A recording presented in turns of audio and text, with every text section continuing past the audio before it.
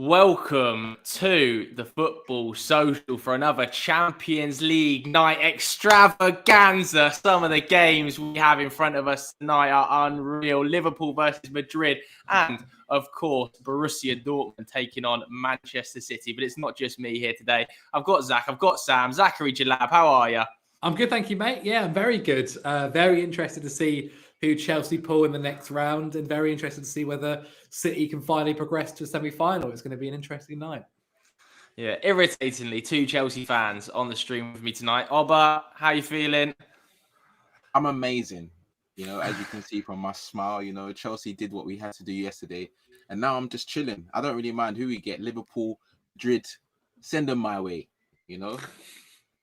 Yeah, I mean, personally, if I was a Chelsea fan, I think I would rather face Liverpool given their current form, and Real Madrid will have players back by the time the semi-final rolls around. But either way, the games we're about to watch tonight are absolutely blockbuster. Of course, Liverpool going to have to try and overturn a 3-1 first leg deficit against Real Madrid, and Manchester City won the first leg 2-1, but have to go away to Borussia Dortmund. Jalab, I know you had a little stat earlier, didn't you? That result is kind of a knife-edge result, isn't it?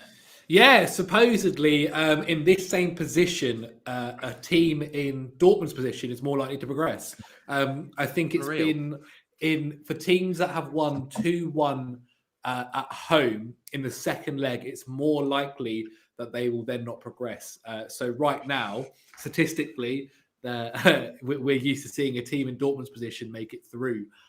In the position that they're in at the moment. However, the difference is they're playing Manchester City, a Manchester City side who look very good. However, that City side did lose to Leeds on the weekend. It did absolutely. And as for the Liverpool-Madrid game, Oba, we're going to go through the lineups in just a second. But how are you feeling about it? Because we've seen some scenes come into the ground, haven't we, already in Liverpool? Yeah, man. Liverpool fans are trying to get the Real Madrid players rattled, and I feel them. To be honest, going to be able to be in the stadium, so they've got to do what they can from outside the stadium. But at the same time, smashing windows, we do not condone that behaviour on football daily. But yeah, no, I think it's going to be an interesting game. If Liverpool score early, it's going to be very interesting. Yeah, because it has that feel, doesn't it, of a classic Anfield Champions League night where they come back, score an early goal, and then it's all Liverpool. But without the fans there, there's something about it that just feels like it's kind of going to be a Madrid win. I don't know whether you two agree, but without having the fans there, without having that sort of pressing energy that we've seen from this Liverpool side under Jurgen Klopp over the last 2 years, it doesn't. I don't know, there's something in my stomach that's just saying Madrid come here and win the game as well. I don't know what you think, Jalab. Yeah, Madrid look really, really good at the moment. That's the thing as well. And when it comes to big games this season, although, yes, they haven't had the season that they had recently in terms of the league, but when it comes to big games this season, they've been brilliant. I mean, they've just come off of a victory against Barcelona in El Clasico, and so they'll be buzzing and ready for this. I mean, they do have their downsides. They're missing a few players. However, I mean, I realistically can only see logically Real Madrid progressing, but then I also wouldn't be surprised to see Liverpool come back and pull off another kind of miracle in the Champions League. They're used to doing it. They love doing it. They did it against Barcelona when they were 3-0 down, and so today, if anything, it's a bit easier. Yeah, I mean, let's have a look at the lineups then for both sides, because there's a couple of little surprises in here. We'll start with Liverpool. Oba, no Thiago. Disrespectful. Very disrespectful. This is the games that he was brought in for. Like, I don't get it twisted. Phil Milner, Wijnaldum as well. They're good players, but Thiago, come on. He's still a world-class midfielder.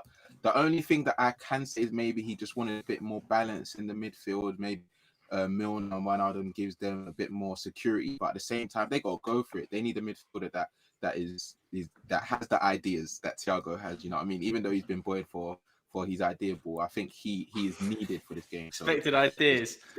It's an interesting one still. Yeah, I think Milner's a bit of a risk. It has to be said at 35 years of age. For Real Madrid, obviously, The main change for them, Lucas Vazquez drops out. He was excellent in that first leg against Liverpool. He picked up an injury, didn't it? Looks like his season's probably over. And of course, there's no Varane and there's no Sergio Ramos. Sergio Ramos has also contracted COVID-19, so hopefully he gets better soon. Jalab, thoughts on that Real Madrid lineup? Still there to be got out of it, isn't it? Yeah, I think is if you compare the back line of Real Madrid's compared to Liverpool, maybe it's kind of the opposite of each other. Liverpool are lacking in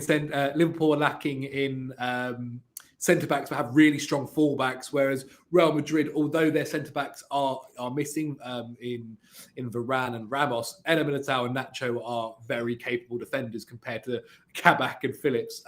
Put some respect on Big Nat. Put some respect on Big Nat. I don't know about that, but the right back position will be very interesting. Valverde can play many positions. However, he is normally a central midfielder. Playing right back is a lot different and kind of the opposite of what we said about Trent Alexander-Arnold. Maybe one day he'll play centre midfield for Liverpool. We wouldn't be too surprised.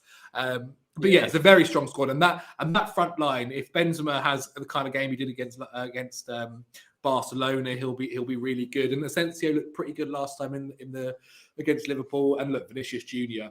Although it was mainly Cruz doing the hard work, he still had to put it in the back of the net, and he's an exciting player as well. Do you know what though, Vinicius Junior? Let's chat about Trent Alexander-Arnold, because Vinicius Junior tonight, you think maybe licking his lips a little bit, going backwards, because there are still question marks over him defensively. Yeah, man. The thing is with Trent, he's a quality player. We've seen it over the last few years, but there was always that thing with him that he's just not good defensively. He gets bailed out by Gomez and Van Dijk, and this season, I still think it's harsh. Exposed.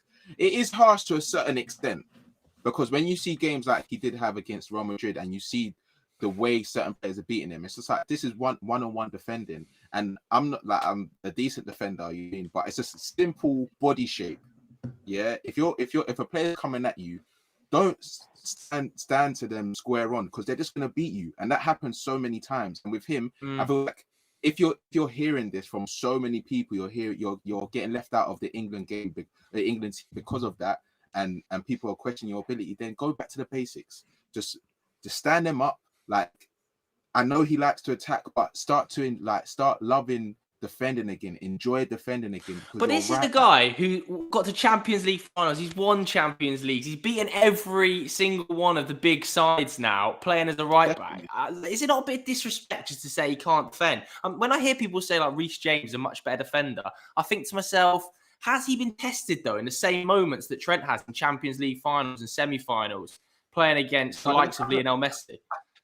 I don't think that's the point though. I feel like with Trent, you can see he's got the ability going forward, but it's defensively. I've never seen him I think I've seen 1 or 2 games where I thought, okay, yeah, he's played decent, but everyone he comes up against, they all feel confident attacking him, because he doesn't look like he enjoys defending. If he looked like that, then fair enough. You see James, when someone comes up against him, he's like, oh, what, you try to beat me? Come again and see what happens next. With Trent, I don't really get the same vibe, man.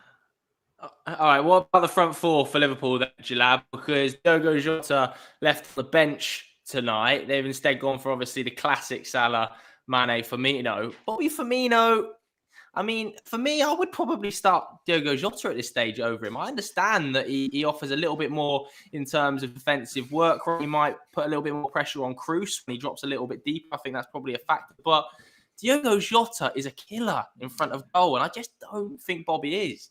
Yeah, I mean, I was going to say that Firmino had a really good game against Aston Villa, but there's levels between Aston Villa and Real Madrid, which I think is a huge difference here. And it's just actually quite a surprise that Jota isn't playing, because I think recently, out of Liverpool's attack, apart from Salah, he's been the next best player for them. Sadio Mane's had a bit of a rough patch. Firmino, he's spoken about many times how he's gone through it. And of course, he's not necessarily known for his goals. He's not going to be a Premier League striker that scores you 20 plus goals a season. It's just not what he does. And he makes up for that by doing a lot of other stuff for Liverpool. However, you think in a game like this, where realistically they need to score goals, it's not about defending a lead here. You need to score. Why not put on the guy that's been scoring a lot of your goals recently in Jota? But look, it's hard to argue with Jurgen Klopp. He very often gets it right. And so I wouldn't be too surprised if we come out of this and go, oh, That's why Firmino was playing, to make And sure what about that Sadio Salah Mane? and Mane got in. Nobody ever talks about Sadio Mane no more either. Sadio Mane this season, I think there needs to be a bigger discussion about Sadio Mane this season. The fall off from the levels he was hitting last year, when he should be absolutely peaking now. Do you think it's just physically? It's just maybe one season too many for him because he pushes so hard? I don't know. I think there's several things. I mean, the whole Liverpool squad in general hasn't been fantastic. The only player you can really look at and say that has continued to be really good this season is Mohamed Salah, and that's a lot of credit has to go to him himself because he has been brilliant. So I think it's hard to maybe just pick on Mane when they're missing so many, like Jordan Henderson, how key he is to that midfield, and normally playing out the back with Van Dijk, and even Van Dijk being out there probably plays into the effect as to why Trent has been defensively suspect a bit more this season because Van Dijk was able to cover for him. But in the same time, Sadio Mane is. I mean, at the end of last season, you would have been like £100 million player the way he was playing. Whereas this season, he's not been at those same levels, and it's disappointing to see. And I don't think there's necessarily an exact reason as to why, but in general, the whole squad hasn't been so good, and that's maybe what I put it down to rather than just himself. And look, physicality wise, no one really has had that much of a break. But I think it's hard to just say that because every team is in the same position, so. It's I know what you mean. You can't really, give it that. Should we do predictions? Let's do predictions. Let's start with Liverpool Madrid because we're going to be jumping in between both games potentially, depending on how they go. All right, Liverpool Madrid. Let's start. I'll go for 2-1 Madrid. Ooh. I will go with a Liverpool win. I will say Liverpool win this on penalties, with it going 3-1, the scoreline. Oh my Lord! That's interesting. I'm saying this is going to be classic Real Madrid. Yeah, Liverpool get 2 goals, and then Real Madrid score another. So it'll be 2-1 Liverpool. Yeah, 2-1 Liverpool. Okay, I mean, the Dortmund City game, I feel like City should be going through very comfortably, but there's something nagging at the back of my head. There's something at the back of my head that's just saying, do City lose 1-0? Do City lose 1-0? I might go 1-0 Dortmund in that game. It's a watching Dortmund against City last week was actually really interesting. They surprised me because defensively they aren't great, and City probably should have scored a lot more goals than they did. But Dortmund have Haaland and Bellingham, so. I'll say City go through, I don't know, like 1-0, 2-1 again, something like that. Oh, okay. Omba? 3-0 City. 3-0 Man City. So they would take that overall 5-1 on the tie, you think? That's very comfortable. I think if they score early on, it's peak for Dortmund. It is very peak for Dortmund. Yeah, but we would have said the same thing last week. We would have said the same thing last week when City went 1-0. I thought, now Dortmund are going to go and be in trouble. But they never really kicked on that much, City. They did miss some big chances, though. Yeah, we're getting a few. We're getting a few in the comments already. Someone says it'll be a 1-1 draw between Benzema. Benzema score early for Real Madrid. We've got James Jackson saying City 2-0, Liverpool 1-1. Someone says Liverpool win. Doesn't have a scoreline there. I'm just going through at the moment. Another 2-1. Another 2-1. Dortmund, though. That Bellingham goal, that is injustice, isn't it? Robbery, he joked it off on social media, but that is mad. Shocking. That is mad. That would have changed the whole dynamic of the game. All right, Madrid versus Liverpool is just about to kick off. In fact, it's kicked off now. Madrid versus Liverpool. So in the comments below, let us know your predictions. Get your questions in as well for us. We'll answer as many as we can during the game. I think Zach's got all of the questions loaded up. We're reading some of those out. But I'm just hoping for good football tonight. As a neutral, I'm hoping for a Real Madrid and a Dortmund win, but good football all round, please. That's all I ask for in Champions League quarterfinals. Because last night was unreal buying PSG that game. PSG was fantastic. In fact, it was only 1-0. It should have been a lot more. It should have been much more. Well, if Choupo-Moting weren't on the pitch and Bobby Lewandowski was, I think it would have been a lot more. But Yeah. I tell you, it was outrageous last night. You know, like when Neymar does have those games where, because he can go missing sometimes, Neymar, can't he? When he does decide, okay, I'm going to just have this. This is Like, my game. Yeah, he was just enjoying himself. He's Man. But you know what? I outrageous. did appreciate Hernandez was up to it. Like he was enjoying that bout against him, and I was like, okay, cool. This is a good battle. Like, and I feel like they appreciate that as well because he got him a few times, and Hernandez got him a few times as well. James Lucas Milner Hernandez had a great absolutely game. left one on Benzema, by the way, there. Goodness me. He's not even got up yet. That's a Joe Thomas stack I've ever seen one. Yeah, Jesus. just knows exactly what he's doing. I mean, Liam Cooper got sent off for something similar to that at the weekend. Obviously, I Liam's mean, a bit not harder, very but similar. If you went into slow-mo and paused that when his foot is on his ankle, people will be going red card. Liam Cooper's was higher, I admit it. Alfie Milner's got a says little bit of that is to him as well, though. he wouldn't be surprised if Liverpool brought it back, but he doesn't think they will because they are without the support of the fans in the ground, and that is That's a a big very good factor. point. That's the biggest factor for me. I feel like Liverpool feed off of their fans more than any club. Oi! Oh my God, Mo Salah! How has he missed? What a huge chance! What an absolutely ball. massive chance for Liverpool. That had to hit the net. That was a huge moment in this game. Mo Salah one-on-one. Early on as well. Early on would have been perfect for them. That was How's he such a missed? tame shot, man. That's poor. How's he missed it? Mane Who played that ball? man Was it, want that to was it fall to? Ball over the top. Yeah, I'm Yeah. not sure who played the ball over the top, but the layoff by Mane was just gorgeous. Oh, what a start for Liverpool that nearly was. That would have been the perfect start for That would Jurgen have been Klopp because you perfect know Madrid would have immediately had to go into their shell if they'd have conceded there. And he's put it straight at the keeper. He does. Mane's on it. Why did they do that though, man? That's just Oh! Finish it!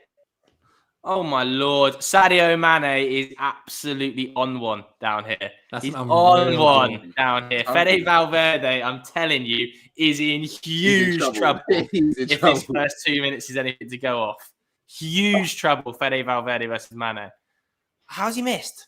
Salah, what's his finish saying? It's terrible.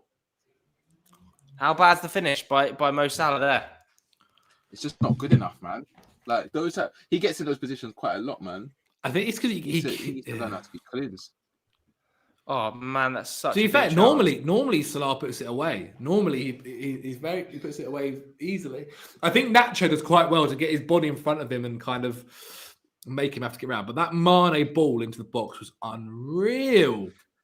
Yeah. Do you not regret selling Courtois now, as Chelsea fans? He didn't want to stay in London, man. There's only so much you can do.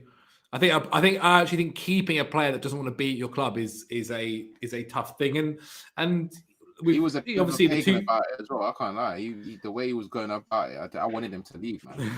The two seasons, like the Kepa seasons, obviously weren't great, but like when you look at it, we weren't going to win the league anyway, so it's not cost us too much. I think Mendy at the moment has been pretty good for 20 mil. I think he's been probably one of our best summer signings. Oh my God, Madrid, what are you doing?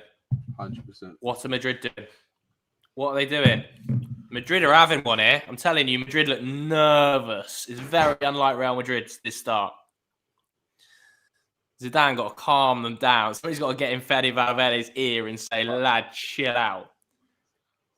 Like that's the worst. That's the worst thing that could happen to them, man. Like getting injured before this game. Questions in here. Goodness me. Klopp needs this though. Look at his Valverde on one. What is he on? They could potentially not get top four in it, and if they don't get top four and they crash out now, that is a mad comeback season from just winning the Premier League in it. Yeah. Oh yeah, 100%. Yeah, definitely. But the thing is like people say worst defense ever, but I think like contextually, it's probably not. Yeah, it's But not. it's because they set the standard so high last 2 seasons, hitting like the 100-point mark. Get it out, Madrid. What are they doing back there? I'm telling you, they are having one. Madrid looks so nervous. They look so. I reckon a little incident on the way into Anfield of the fans smashing the them up. windows and stuff. They look a bit rattled. But it must, they look a it bit must rattled. have though, bro. They're not in Spain. You're not in Madrid no more. That's what the fans were telling them. Yeah, I mean, I just switched over to the City Dortmund game, and City like they're in good possession. Dortmund are trying. It's so interesting seeing Dortmund and Dortmund defending. They're trying really their best. They're trying their best. They press quite well, don't gosh. they? But they've got some extremely talented players in that squad. I mean, not to even talk about Haaland, but Bellingham's game against Man City last week was unreal. Breakthrough, isn't it? Well, he broke through like earlier this season, obviously playing in the Champions League a lot, but it was one of those seminal moments because it was against English opposition, where it's like, wow, this kid can ball. We got a question here though from Tuchel season. I guess he's probably a Chelsea fan. Yes, Tuchel season. But he says, if Liverpool's inconsistent form continues next season, can you foresee a future where Klopp is sacked? No, I don't think he'll be sacked. I think they'll part ways. I don't even think he'll be sacked. I don't think Liverpool would ever want to get rid of Klopp. He's been their most successful manager in the last decade, even more than that. There's absolutely no way they sack Klopp. Like, they could finish like 8th consistently, and Klopp would still be in charge of that club. Like, he might choose to leave, I think, is a different question. But yeah, and no shot. I mean, Liverpool have come out of this game like hellfire, by the way. They are flying round the pitch, pressing like madmen. And it's something we didn't see in the first leg. It was a very different looking Madrid side, Liverpool side in that first leg, the way they're pressing now. They look way more up for it. I haven't seen Kroos and Modric get on the ball once first 8 minutes. But that's the thing. They've got to capitalize on moments like this, because if Madrid keep on soaking this, all they need is that counter attack. You get Vinicius on the ball against Trent in big peak. Yeah, but equally, Sadio Mane versus Valverde is an absolute mismatch. Like, yeah, that's a mismatch. That's one for the ages, that mismatch. But who have they even got to come on in that position if it gets too peak? Let's have a look at the Real Madrid bench. Load it up now. Is Rodrigo still on that bench, or is he out at the moment? The only notable people I saw on the bench were Marcelo, Isco, Rodrigo. Okay, yeah, they've got. My. Modric! Oh. Bit of pressure. It's the one thing in there. As soon as Madrid go forward, that Liverpool backline looks shaky, doesn't it? It does look shaky. Centre back used to play in the Championship. He's now. I mean, what a career! Fair play to him. Also, even playing, is he? Wrong one. I mean, the Schalke boy as well. Went from relegation scrapping to now playing in the Champions League. Yeah, that's another thing as well. Obviously, they didn't have enough funds to get centre back share, but it looked like they just did a free fall. Like it's difficult to get. Thing is, as well, like, that's way too easy. What has happened here? Oh my God, Benzema! What's happened?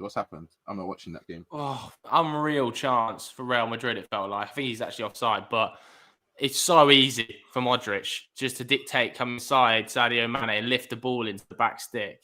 I think Benzema gets in the way of Nacho. He's going to head it into an open net, pretty much, Nacho, if Benzema don't get in the way, and he's offside. It's a huge chance, though, for Real Madrid. Yeah, he's off. But he's off, but Nacho's onside behind him. He's just going to nod it in. Mane's on one. Now I've said those comments about Mane being off it this season. He's on one. It's about time, though. Jesus, like he hasn't. No, if there's one right, if there's one. Go on. No, go on. if there's one player that if there's one game that he's got a best chance, is against a guy that's never played right back before. No, I was just going to say Mane and Salah have both been, for them both to be off form like this. Like, obviously, Salah's back to goals this season, don't get twisted, but some of the games that I've seen both of them play in Salah's been good, bro. Salah's been I actually think Salah's been really Hey, good. Mo Salah.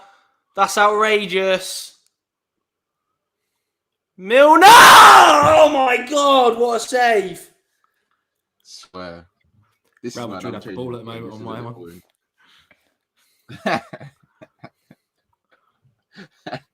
Oh, Salah and Mane got the width. Oh, here's a chance though on the break. Oh, that is an unreal save. You're right. I thought Milner had just popped it top bins. I thought he just dropped one in top bins. It was absolutely outrageous. James Jackson says, Joe, random, but talking about defenders.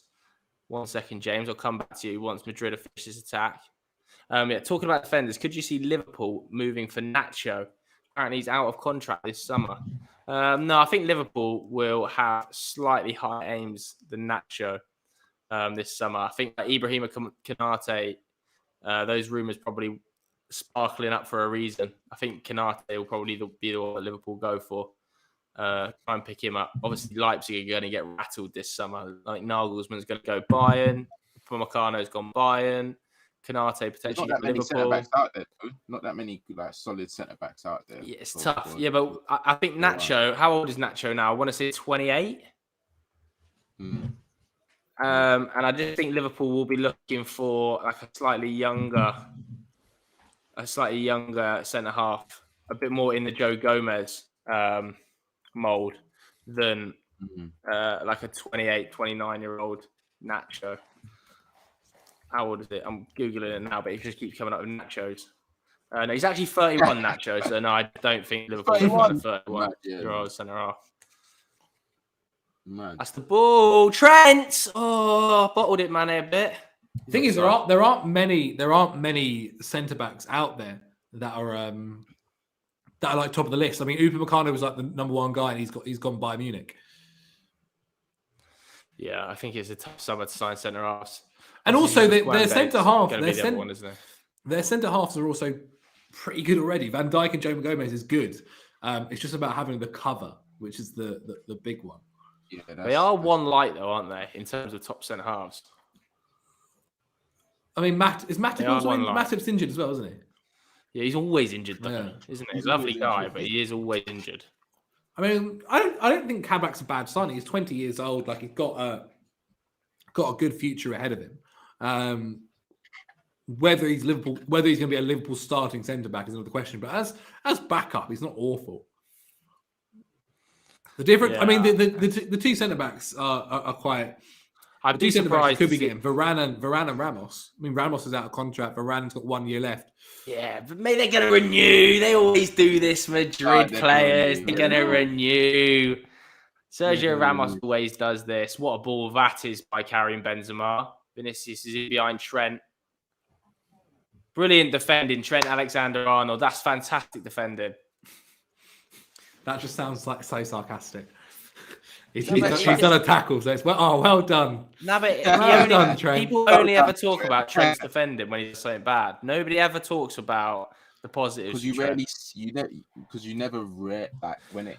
But I think my biggest issue with it is that Trent, like, his positives outweigh his negatives by so much. I don't know if they do. You're talking nonsense, absolute nonsense, man. If you're to, I hear you to a certain extent. Like, think about it realistically. Yeah, when it comes down to it, when your team's down bad, as a defender, your team you do very well. Defend, bro. And Trent is someone that wasn't capable of doing that. Like, he's good, but he's not as good as he should be, or it doesn't equate to how good he is going forward, innit? If he was like even just a little bit better, I don't think there'll be that much conversation about it. But the fact that you can say, even for the England setup, there's 3 other defenders ahead of him that are way better defenders than him. Like, that's a big but he's issue. Way better attackers than all of them. I think. Show me one of them that's even come close to hitting 13 Premier League assists in a single season. Even close. Don't worry. At his age. Next season, James, bare assists, bare goals. Yeah, but that's like me saying Trent next season Much better defender. And it could happen because they're both quite young. But I'm saying Trent's already been there, done it. He's been there, done. He's won Champions Leagues playing as a defender. He's won league titles playing. But what as a if defender. Virgil van Dijk gets another injury next season? Oh, my talenting. Like Virgil van Dijk is the key figure here, right? Is that that might be a pen. Oh my God! Is that Bellingham? Bellingham just banged in. Is that Bellingham? Yeah, he did. He just banged in. Retribution. Dortmund 1-0 against City. Come on, Dortmund! Come on, Dortmund! Yes! Wow. Haaland in behind. Dortmund palmed that into the net. Mad. Oh, it's an unreal finish by Bellingham, mate. That's an outrageous finish by Bellingham. He deserves for a static standing start. Like Jude Bellingham. Go on, Jude! Hey, Jude. Yes, that's what I'm talking about. So right now, phenomenal. Who goes through? Dortmund, right? Yeah. Yeah, Dortmund, because the away goal, Borussia Dortmund are going through. Oh, my goodness. Absolutely buzzing. This is mad. Nikola Milinkovic, yeah, that's a good standing finish as well. The finish is outrageous, mate. 17 years old. 17 years old. Ridiculous. Oh, my word. Pep. That's a big finish. Pep. That's a big finish from him. Huge, mate. Huge, that is. He's feeling himself. I feel it. Rightly so, man. Bellingham. Turn up in big moments like this. Are you mad? He deserves it still. Starting 17. At the Euros. Starting at the Euros. Wow. Borussia Dortmund, man. Now KDB's in. Bossed. Now the panic stations start for City, though, don't they? Because they've been in this position before. Yeah. At this like quarter-final stage of Champions Leagues, and like round of 16 stages, and they're dodgy, bit dodgy at that stage. What are Dortmund doing here? Nice. Come on, BVB. Anyhow, if City don't win this game, Pep is in big trouble. Bellingham's floating across the pitch, by the way, at the moment. Look at him. Never going to leave. Bellingham's doing a madness. Finish it. Oh, Marco. Dortmund are carving City open here from the last 3 minutes I've watched. Goodness me. Bellingham, he's so good in those areas, though, man. Like, when players are around him. Dortmund, though, man. For Royce to be back as well. Royce is one of those players, that everyone rates. And I don't know. Don't say it's Joe Tomlinson. What, you don't rate Royce? Oh, what a chance! What a chance! From? Huge chance for Borussia Dortmund from Akanji. Can't believe he's missed it. Free header, 8 yards out. Straight at Edison. This is so funny. I can't believe he's not scored. I'm going to put the other game on my phone. Oh, my word. Akanji, what a huge moment in the game that could be, by the way. On Marco Royce, I just don't rate him as highly as everybody else. No, I don't rate him as highly as everyone else. Why? I don't think he's ever taken that step to superstardom that he should have taken. By moving to Bayern Munich. Because he didn't leave Dortmund. Partly because he didn't leave Dortmund, but also with Dortmund, I don't think I think he's always been on the periphery of it, but just never quite been able to. Whenever he's been on the verge of taking that step up, he's got injured. Like, I think he's, don't get me wrong, like, a good player. People, like, teams would have him in their side, but too many times for me, he's just been like right on the verge of becoming an absolute superstar. It's not happened for him. They popped the ball. I can't believe that chance for Akanji, by the way. Wow. I can't believe City are losing. I can. Absolutely buzzing City are losing. But are they playing bad? Are they playing badly? Or is it because... Apparently it was Zagadou that missed the chance.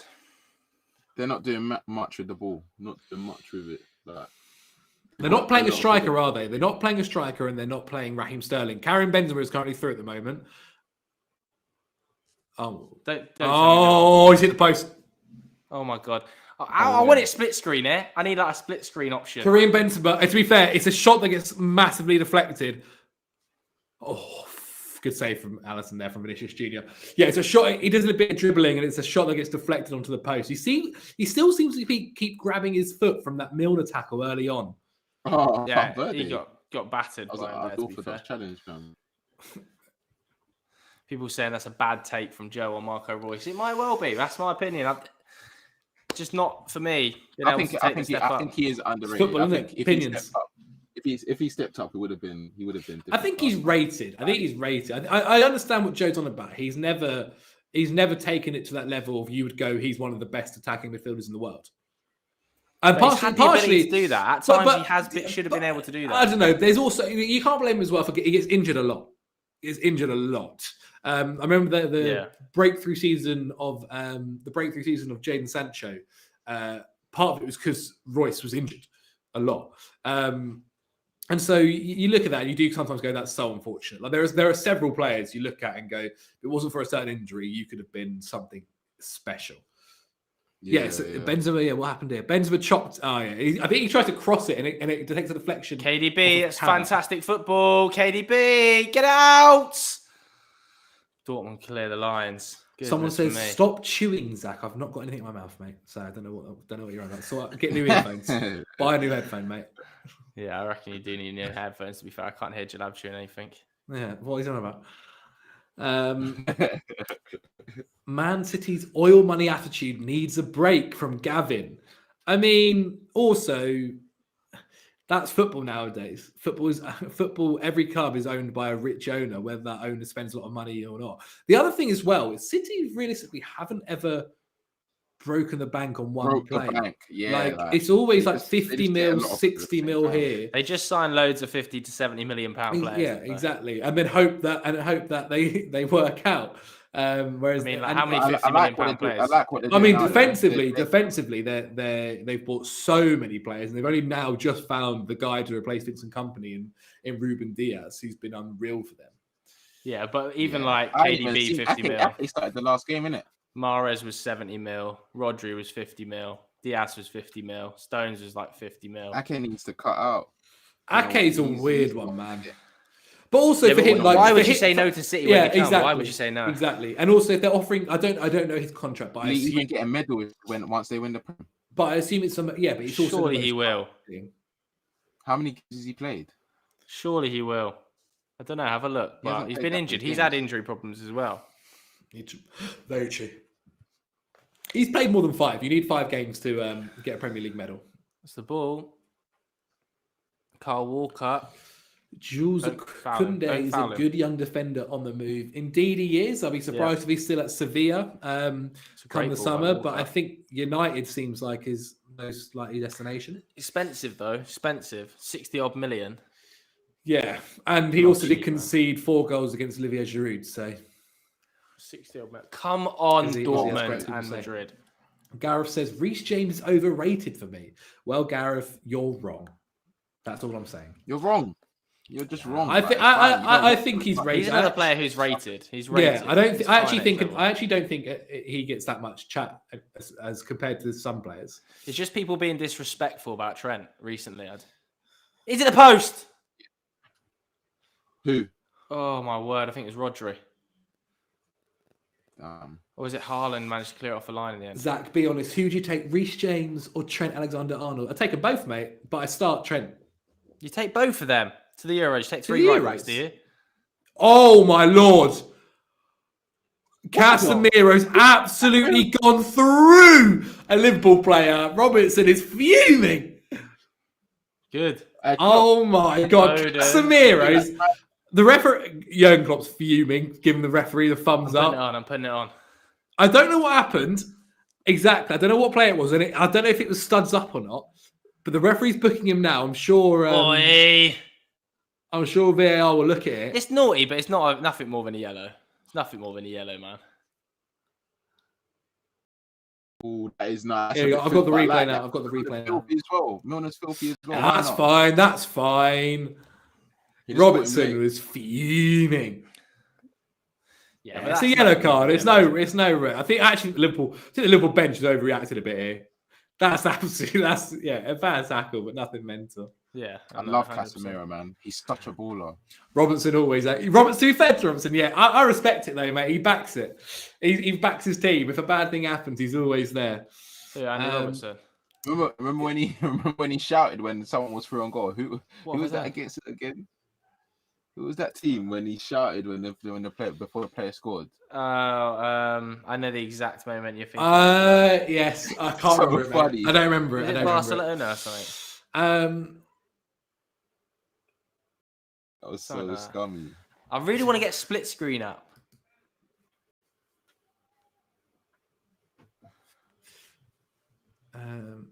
Cool. Just reading something. Sorry. Someone said to me earlier, about Benzema, and they were like, first of all, I was in the podcast. I was saying Benzema, in it. How do you man say it? It's Benzema, in it. Karim Benzema, yeah. Yeah, they can't. Oh, man never wanted to correct me. Yeah, I mean, look, pronunciations in football isn't the easiest things at times. You got to wait really to see how the player says it himself. I remember Ziyech when he first joined. Every commentator was calling him Ziyech, and then Greenwood apparently it was that he shouted at. Robertson shouted Greenwood. Yeah, that Greenwood. Sounds about right. When he went through. Right. But no, I something earlier, and they were saying if Benzema wins the Champions League with Real Madrid, does he deserve a shot for the Ballon d'Or? Benzema.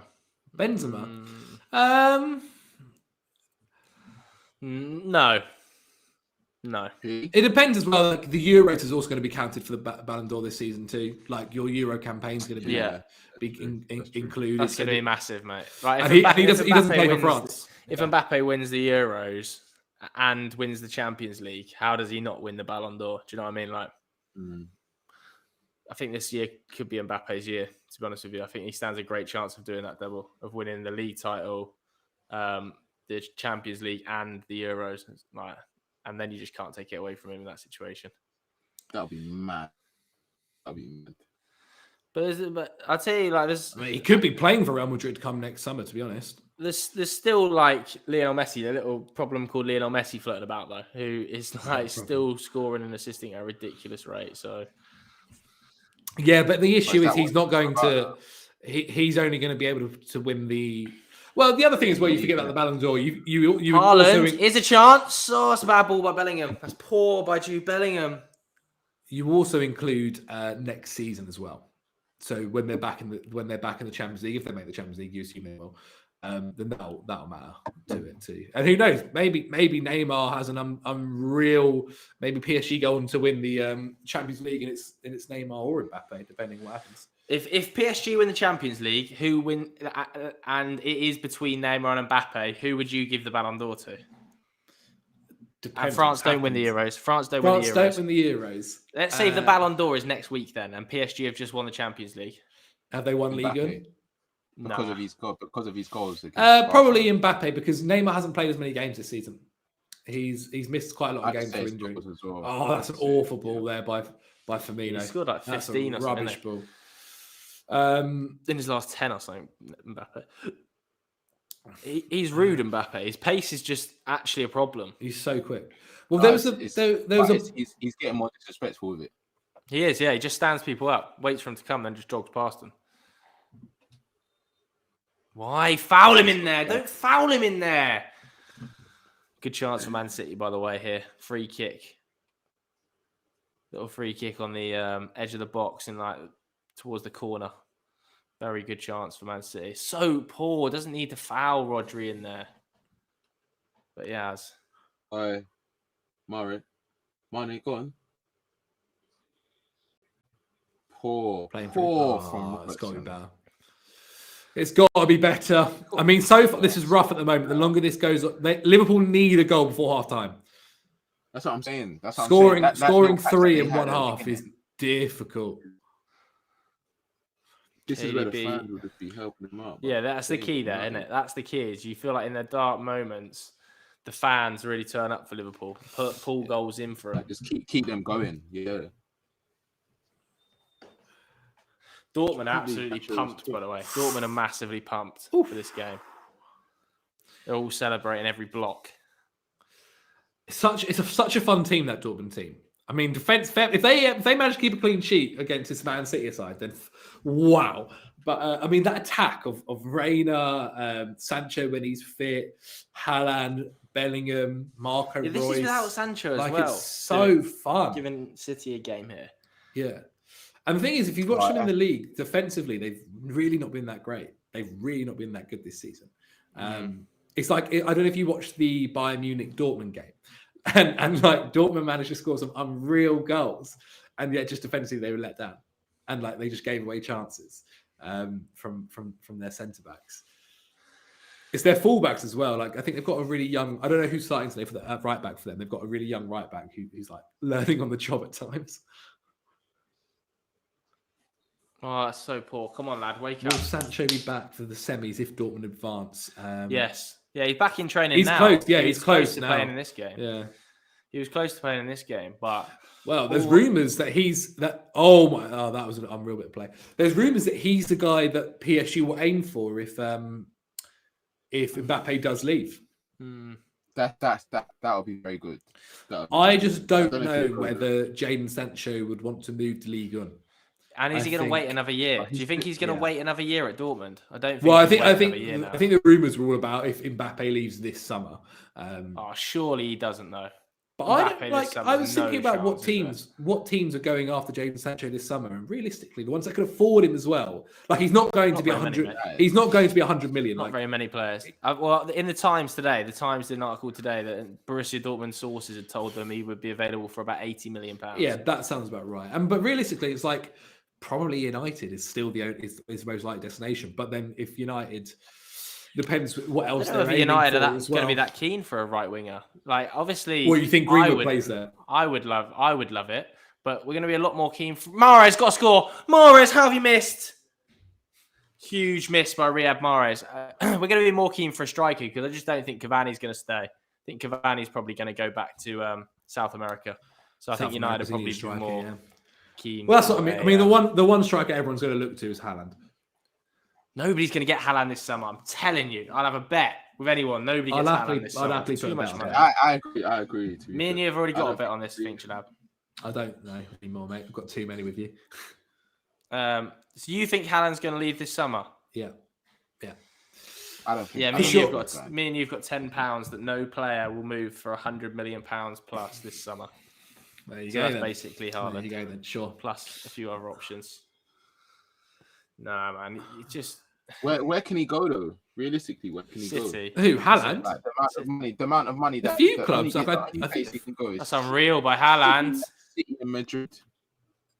I honestly think I think there's a couple of clubs more. I think City though is the most. City is the prime the most understandable destination in terms of everything. But are they going to want to pay 600, 700,000 a week for him? Yeah, but that's the mean. Yeah, I saw an article about his demands and they're crazy, bro. They look kind of mad. They might have been far fetched, but it was. And the thing is, if Mino Raiola's a smart guy, he knows that next summer he's going to get more money for Haaland than this summer. Like, of course, next summer. Yeah, Dortmund would get more money this summer because they'd be able to spend 120 or whatever. But when you've got a buyout clause at £62 million that everybody wants to activate, whoever pays the most to the agent and whoever pays the biggest wage ends up getting him, doesn't it? Do you know what I mean? Like the player and the agent will cash in more money by letting his contract run down to the buyout clause level, rather like Dortmund would cash in, but they don't care about Dortmund. Like Haaland and Raiola, if they're smart, let it run down one more year. He moves for 62 million. Raiola cashes in about, I don't know, like probably 50 million probably for making that deal happen. Smart, surely smart. Joe, how would you feel about United using the Sancho money for Ndidi if Leicester don't make top four? Yeah, I would love Ndidi, but I think he's going to be expensive and he's injured a lot. He's not your type. He's not the type of player United need right now, man. Like, you don't think we need a defensive midfielder, no? No, you do, but I don't think Ndidi is the type of defensive midfielder you need. Like, I think he is good. Don't get twisted, but I feel like we're underestimating how much Tielemans helps him out.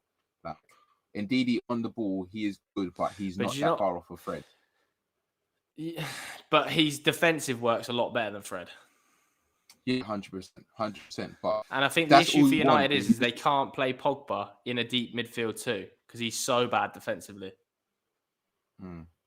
So like, could you play Pogba alongside Ndidi and then just let Ndidi do all of his defensive work? Do you know what I mean? Is what they might be thinking. I guess that makes sense. But yeah, like you said, I don't. He's injured, and I don't see Leicester selling him to you directly for. Well, United were obviously desperate for Bellingham. Like they put all of their eggs in the Bellingham basket. They had Ferguson at his house. They had Eric Cantona at his house. They had him up viewing the training grounds, and he still said no. Yeah, but he still said game time though. I respect that decision because he's gone to play games. Definitely. Like he's gone to. There's no better stepping stone club, is there, in world football to graduate and grow out than Dortmund if you're a young player. So like.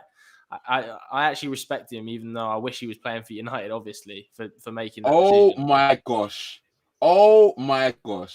Who was that just got ripped like that?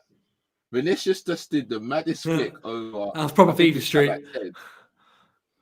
I mean, he also then just ran the ball out of play. But the chip over the top. You know what's so funny? I thought that happened to so many ballers, and it's so funny because I know when they're running towards the byline, they're thinking, "Nah, this ain't." But it's like Adama Traore, right? Like Adama Traore is so good on the ball, and he's brilliant. However, he has no output. Yeah. Like he did. To be fair, he scored. That's Fulham against Fulham, and it was really, really good. However, like 9 times out of 10, it seems to not come out to anything. That was his first goal this season, I think, or something mad like that. That's mad. Yeah, which is for a player that's like meant to be your best outlet at times, isn't good enough. I mean, their best outlet is Pedro Neto and Podence, but he's also up there as well, I guess. Neto's out for the rest of the season, isn't it? And the thing is as well, Real Madrid aren't even too convinced at the moment on Vinicius Junior.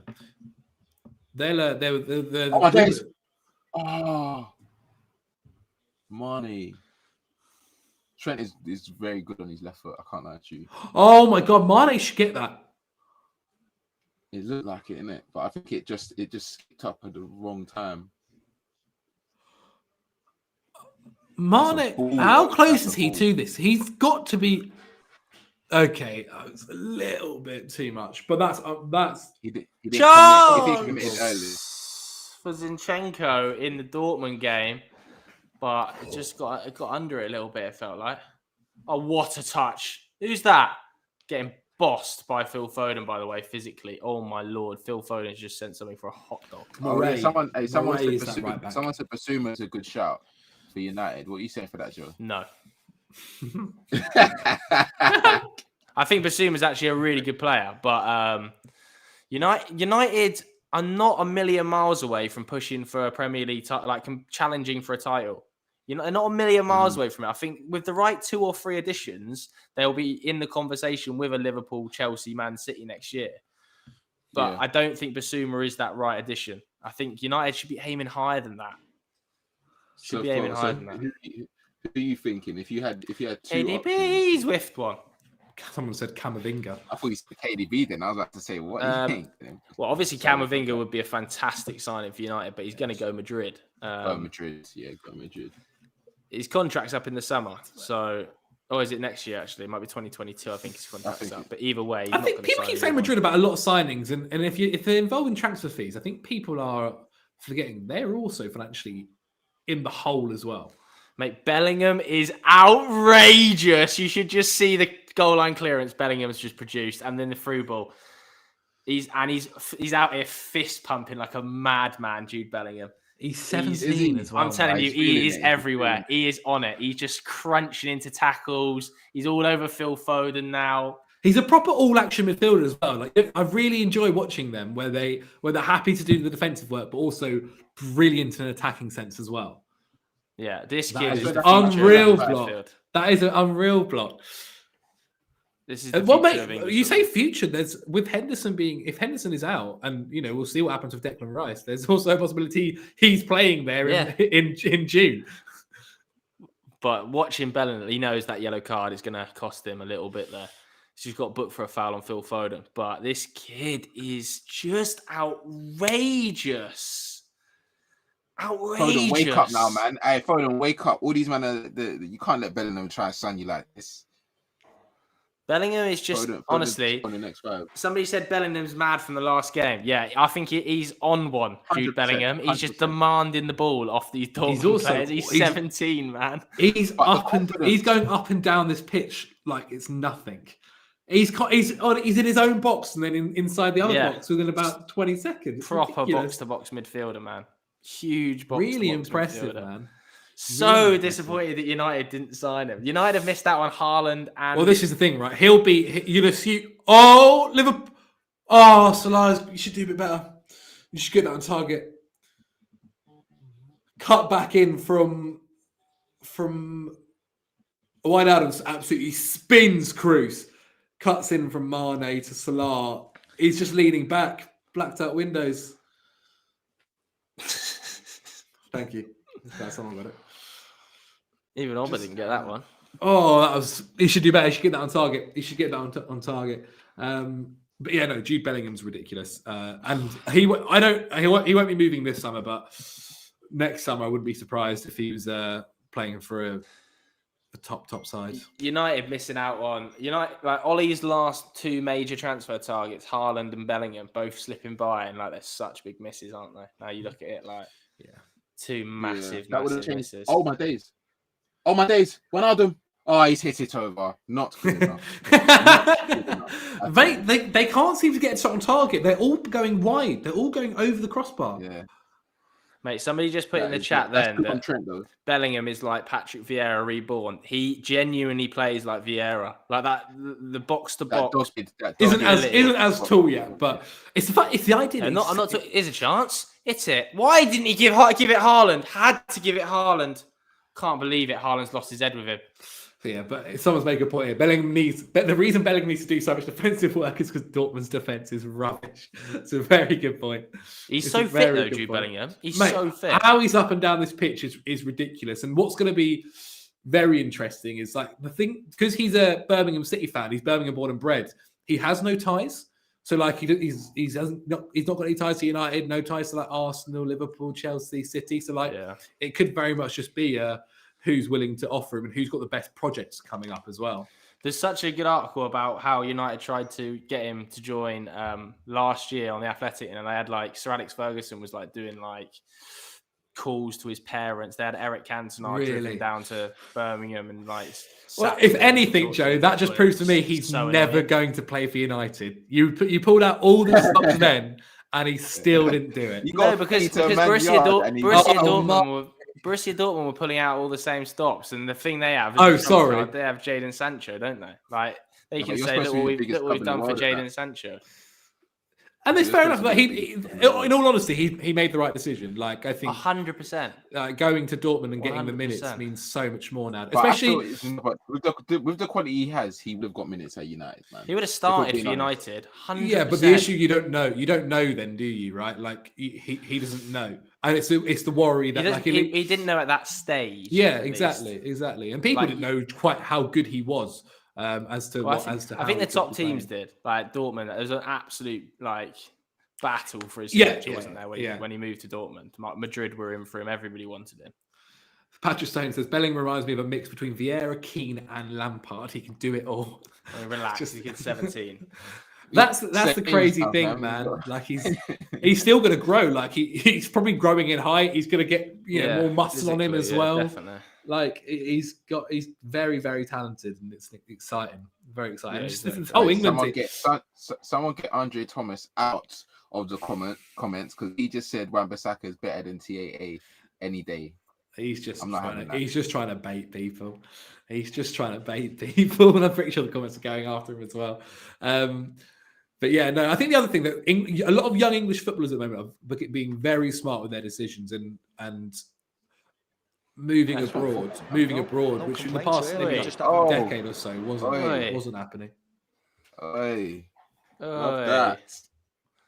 Got both games on now. Both games on now. Kato makes a shout here. He says, "Look at Amadou Diallo now at United. Bellingham would be sharing the bench with him." No, he wouldn't. Absolute rubbish. Would he be sharing the bench? Because look at Manchester United's midfield options at the moment. But when would Bellingham have got the chance to start? When To showcase that when he Fred is. has a howler, he has when it. Fred has a howler, Scott, or when Scott then it's McTominay plays like- every game for United. Scott McTominay is good. I rate Scott McTominay. 100% Scott McTominay is good, but he's not the level of Jude Bellingham, is he? Ceiling wise, talent wise. I love Scott McTominay. I'm the first person to love Scott McTominay in this chat, but let's be honest. Manchester United's defensive midfield pairing of Fred and McTominay would be improved by Jude Bellingham joining the side. Yeah, now, but that's much easier to say now than Ball. later. Oh, I've got the Liverpool game. Yeah, we've got that, and we've got Man nice. City up here now. Oh, nice. Okay, cool. Did not know that. Absolutely flying here. Nice. That's sweet. I'm now up to They date. need to score now, boy. Yeah, Liverpool needs some banger. goals, man. That's really good. That's class, man. That's brilliant. Ivan Toney to the Euro sells Carl Kirk. He's having a very good season. He's not going to make the England squad in the Championship. Very rare that happens. It's the amount of England strikers that are actually banging right now. It's kind of mad, you know. If we list them off. Mate, England are going through such a good patch. Are they, Sam? Do I agree with that? I don't think I do. We've got. I disagree with that. We've got a few strikers that are banging right now. Right now. Okay, they've had periods this season. They've had good patches this season. Good patches, but who since the turn of the year is Dortmund banging? Game. Who since the turn of the year is banging? For England? Yeah, that's what I said. That's in the Premier League, that's English. That's a striker. It's only Harry Watkins. Harry Kane, really. But Watkins, the thing is he banging? How many goals has he scored since Christmas? Probably quite a few. I don't know that off the top of my head, but I'm gonna go on. He's got 12 goals this season in the Prem. I think England have a big problem in the hole behind Kane that players aren't scoring goals in the fluency they should be. What do you mean? As in the people that are playing 10, or do you mean as in like Dominic Calvert-Lewin going through a dry patch? Yeah, but that's also very tough to like. Danny Ings, dry patch. Kane's level is ridiculous. Like, yeah, but I'm not even talking about that. I'm talking about like Dominic Calvert-Lewin, major dry spell. Danny Ings, major dry spell. Yeah, I mean, Danny Ings isn't going to be going to the Euros anyway. Yeah, they might even really needed. You know what I mean? If Kane's banging, but I'm talking about the fact that we've actually got these strikers. Fair enough, they haven't had like perfect seasons. Like they haven't been banging all season, but we've seen patches of them this season where we can say, okay, this is what you can be utilized for. I think in the Euros, like Calvert-Lewin. Calvert-Lewin is not a bad substitute to bring on. Great substitute to bring on. But I think the disparity between Kane and the next player in that position is the biggest in the entire squad. Yeah, because the disparity, they're all very, very young, right? Like, Calvert-Lewin's 24, Tammy Abraham's 23, Ollie Watkins. But Tammy doesn't even play for his club now. He can't get in your squad. Yeah, sure. But the point being is these guys are extremely young. Harry Kane's now 27, 28, and is in his prime. Like when these guys are in their prime, like they're never going to be Harry Kane. Like, we'll be blatantly honest. But Harry Kane is just that good. But they're not bad as backups. Like, Harry Kane's going to be starting for you. But if you have to bring on Dominic Calvert-Lewin for someone to be a bit more physical up top later on in the game, that's pretty good. That's what I'm saying. We've got good quality. We've got a good quality of strikers that we can take to Euros, and even the fact that Tony, he's banging in, to be fair, but the players that are ahead of him, that they've showed that they can do it in the Prem. So that's all I'm saying. I'm not saying they're all Kane level. Like, I'm not saying that they're Rashford, if you need pace up front, Rashford can do it. Like, there are players there who are very good quality. Yeah. No, for sure. But I'm just saying, like, in the chat now, I'm just seeing, like, Dominic Calvert-Lewin is literally one of the top scorers. He is, but he scored 3 goals in the Premier League in the last 4 months. He's also been injured. He had an injury as well, right? Good player. Yeah, for sure. But I'm not saying that they're not bad players. I'm saying players, that I think our forwards are out of form going into the Euros, other than Harry Kane. But unless you are Harry Kane or like one of the best players in the league, you go through patches, especially when you're developing. Agree. But my argument was that going into the Euros, the majority of our forwards are out of form. I mean, name me another squad where two or three of their strikers are on ridiculous form at the moment. Like France. Okay, France. Kylian Mbappe. Yeah. Kingsley Coman's not doing too bad. Who else? But he's not. I mean, he's also not doing. Who else plays up front for them? Benzema doesn't play. Martial, not doing great. Giroud's not playing. You know what I mean? Giroud's a bit different. Giroud's a bit different. But I'm not saying that. I'm not saying that's not the case. I'm saying that the majority. Sam's original point was that England's forwards are banging at the moment. I don't think they are. Yeah, then I said patches, which is fair. You know what I mean? Okay. If that's the point, then that's strikers. Like England. Like, don't get me wrong. Our starting lineup is good, but we've probably got 2 world-class forwards. One of them's out of form. Raheem Sterling can't get a game at Man City from the start, and Harry Kane, who is admittedly in form. And then I look at the rest of them. Jack Grealish is out injured at the moment. Marcus Rashford is carrying a massive injury problem and having to play through pain at the moment. Jadon Sancho's out injured at the moment. Like I think there's problems in that England front line. I think there's a few problems just bubbling away under the surface at the moment. I think that's hard to look at. I think that's quite hard to, and also like how often. I'm just trying to think of the past of how often. I just don't think England's forwards are coming into. It doesn't feel like England's forwards are coming into form. It feels like they're coming into problems. There's still time left. If anything, now to the end of the season is when you want that form to run. So people could literally be starting from next week onwards. I mean, you're right. The Raheem Sterling situation where he's not even starting at the moment for Man City in a Champions League game is quite worrying. That like because it's weird. And like Tammy, he would have said 3-4 months ago he was a nailed-on name to go to the Euros probably. Yeah, indeed. Not in the squad anymore. Indeed, and that's a whole other issue. But then I think to say. People saying here Rashford and Sancho are world class.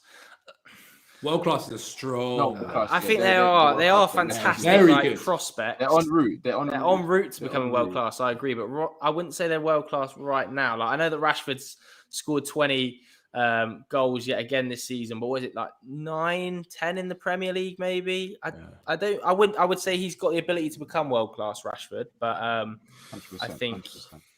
Phil Foden's still a tier below, maybe. Phil Foden's in a good patch of form. I think our England side is so exciting, though. I think if you look at the players that we have here, fair enough, some of them aren't banging at the moment, but you never know. Putting them into that England setup again could be the best thing for them. Because a lot of the players, like you said, some of them are out of form, some of them are injured, some of them are not getting into the starting lineup. You put them in the England camp and say like, and we hope, yeah. And I'm sure these injuries aren't long term, are they? So fingers crossed. I've just got a few worries about that forward line, which I didn't have probably 3 months ago.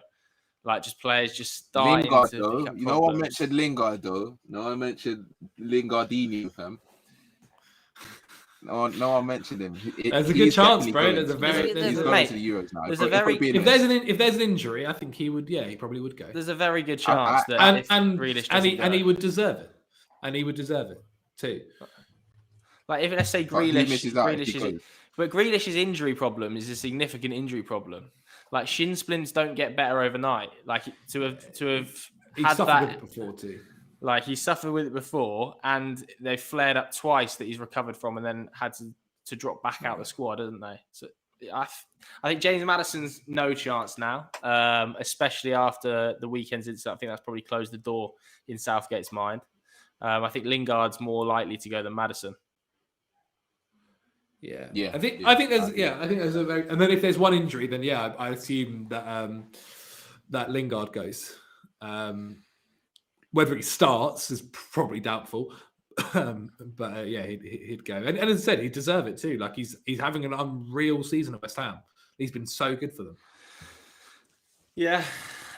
Probably the best loan signing in Premier League history, isn't it? Jesse Lingard. Up there. I think Lukaku's up there. He's at West Brom. Yeah, but he's taking him into Champions League football here, potentially. Yeah, but they were good before he was there as well. I'm trying to think if he was there. Tevez was there too. Yeah, bro, Liverpool keep putting him out wide. Liverpool keep putting him over the top of them. They need to get something on target. They need to score early in the second half as well, if they've got any chance. The Dortmund game is what I'm more excited about. Yeah. Go on, mate. Well, I was gonna say, would you not actually think about the Lingard situation? Like, obviously, no one expected him to do. Oh, worldy, mate! Right now, it couldn't have got any better for us. No, but how is it going to work out now when loan it's ends? Win-win. It's totally win-win for United, isn't it? Like, could not have gone any better. £2 million they paid us for 6 months of his for 6 months deal. Let's pay for another $1 million if he gets into European football. So that's already looking fairly likely, because even if they don't qualify for the champs, it might be Europa. He's not going to sign a new contract to United, mate. I think he just won't sign it. Even if United offer him one, I don't think he'll sign it, because he knows that he's not gonna play over Bruno in that hole, is he?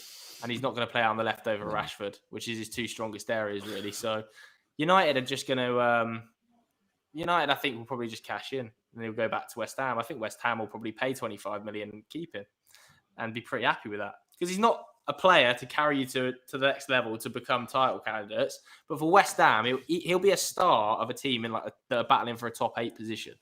Mate, and they'll be playing Real Madrid next season at the Bernabeu. It'll be quite a sight to see. Oh, second half though. How do you think? What were the predictions first half? I think before the game I said 2-1 Madrid and 1-0 Dortmund. My predictions are gone. My predictions are. I said for the Dortmund game. I think I said Liverpool 3-1, then goes to penalties, and then I said City to win the Dortmund game, and currently that is not happening. The City game seems is the one that seems kind of close at the moment. This Liverpool game nothing seems to be quite going right for Liverpool at that very end. They need an early goal in this second half to have any chance of progressing, and they just need to get a shot on target. They keep smashing it over at the moment, and they've wasted a lot of chances, haven't they, early doors?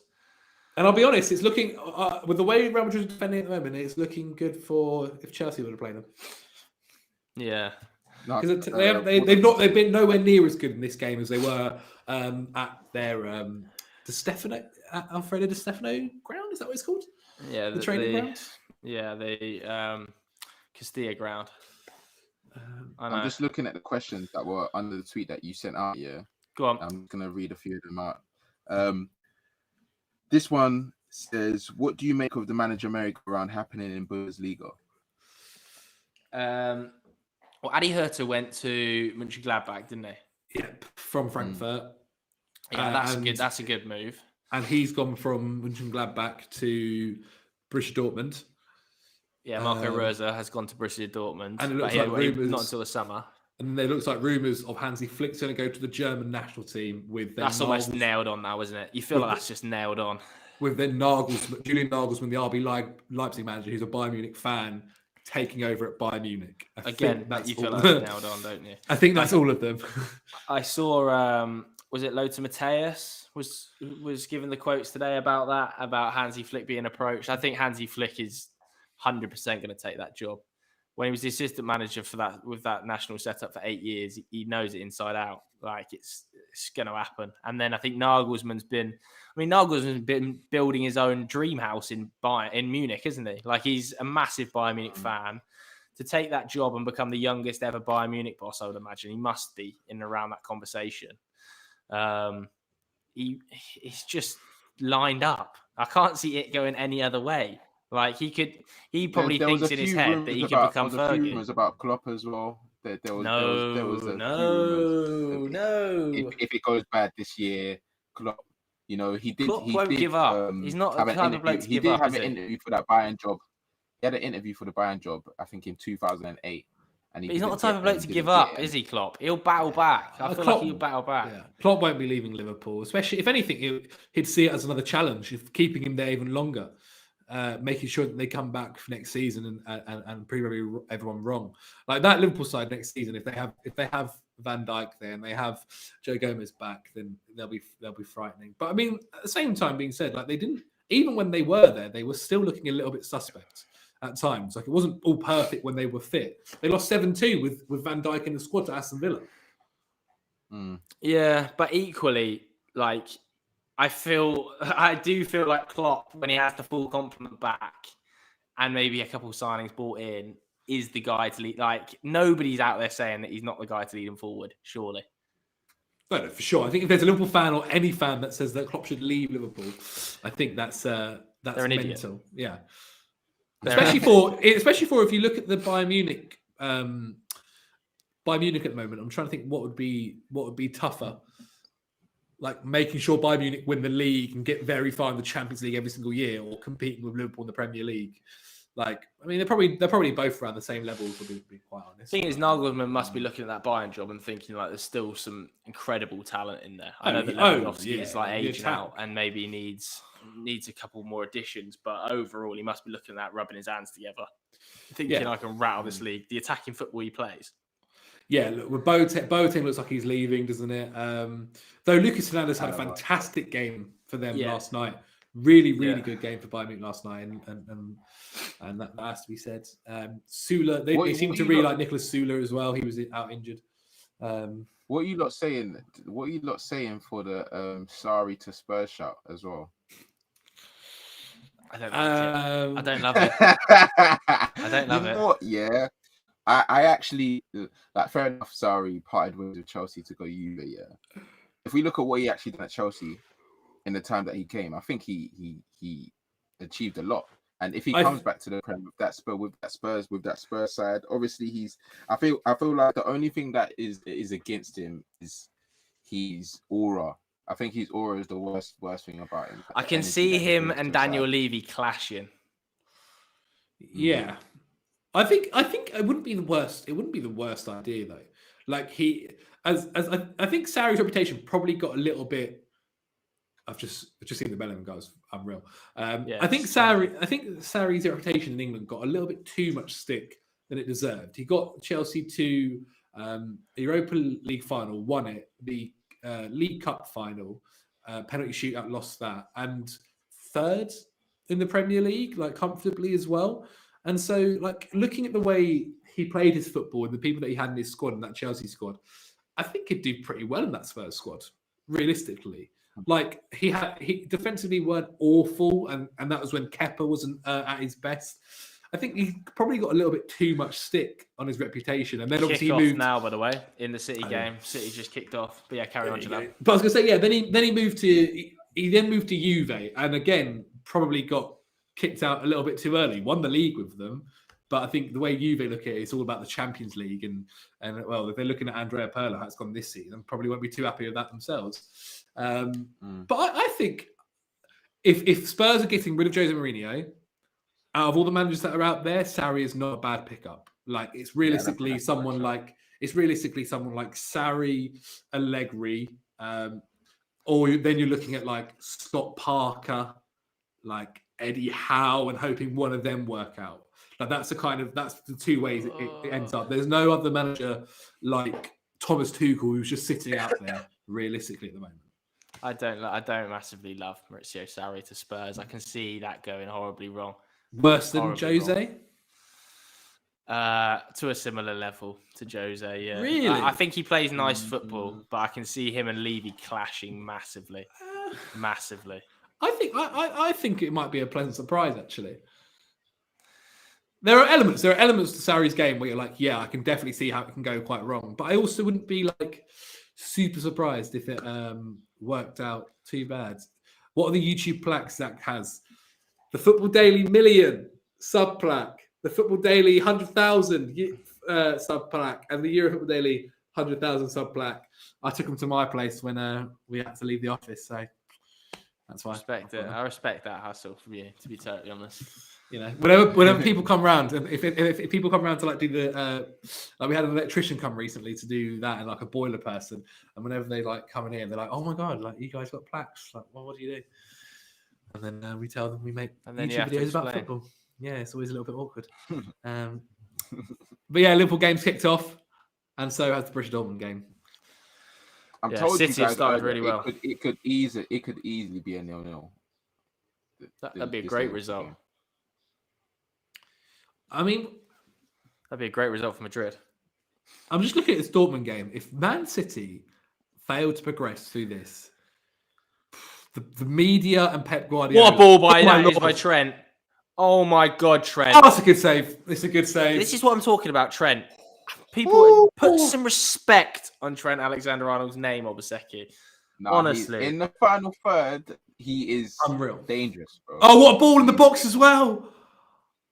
I think. Do you know what? I'm watching Bellingham out here now. Bellingham is like the captain of Dortmund. He is like in every. He does love on the back of the head. Like he does love a good fist pump, doesn't he? After every tackle, he's going every tackle. He's fist pumping. He's Milner, so that's got to be vocal. better. That's got to be better, James Milner. Ferland on the right. Just good to watch. It's good to watch. How can a 17-year-old be this good to watch? Jude Bellingham. At 17. That's what you got to ask yourself. I was sneaking into nightclubs at 17. I no right does Jude Bellingham have to be playing Champions League football at 17. Nice, man. That's first year of college. That's ridiculous, man. I know. Absolutely hilarious. That is ridiculous. Also, it's a bit of a...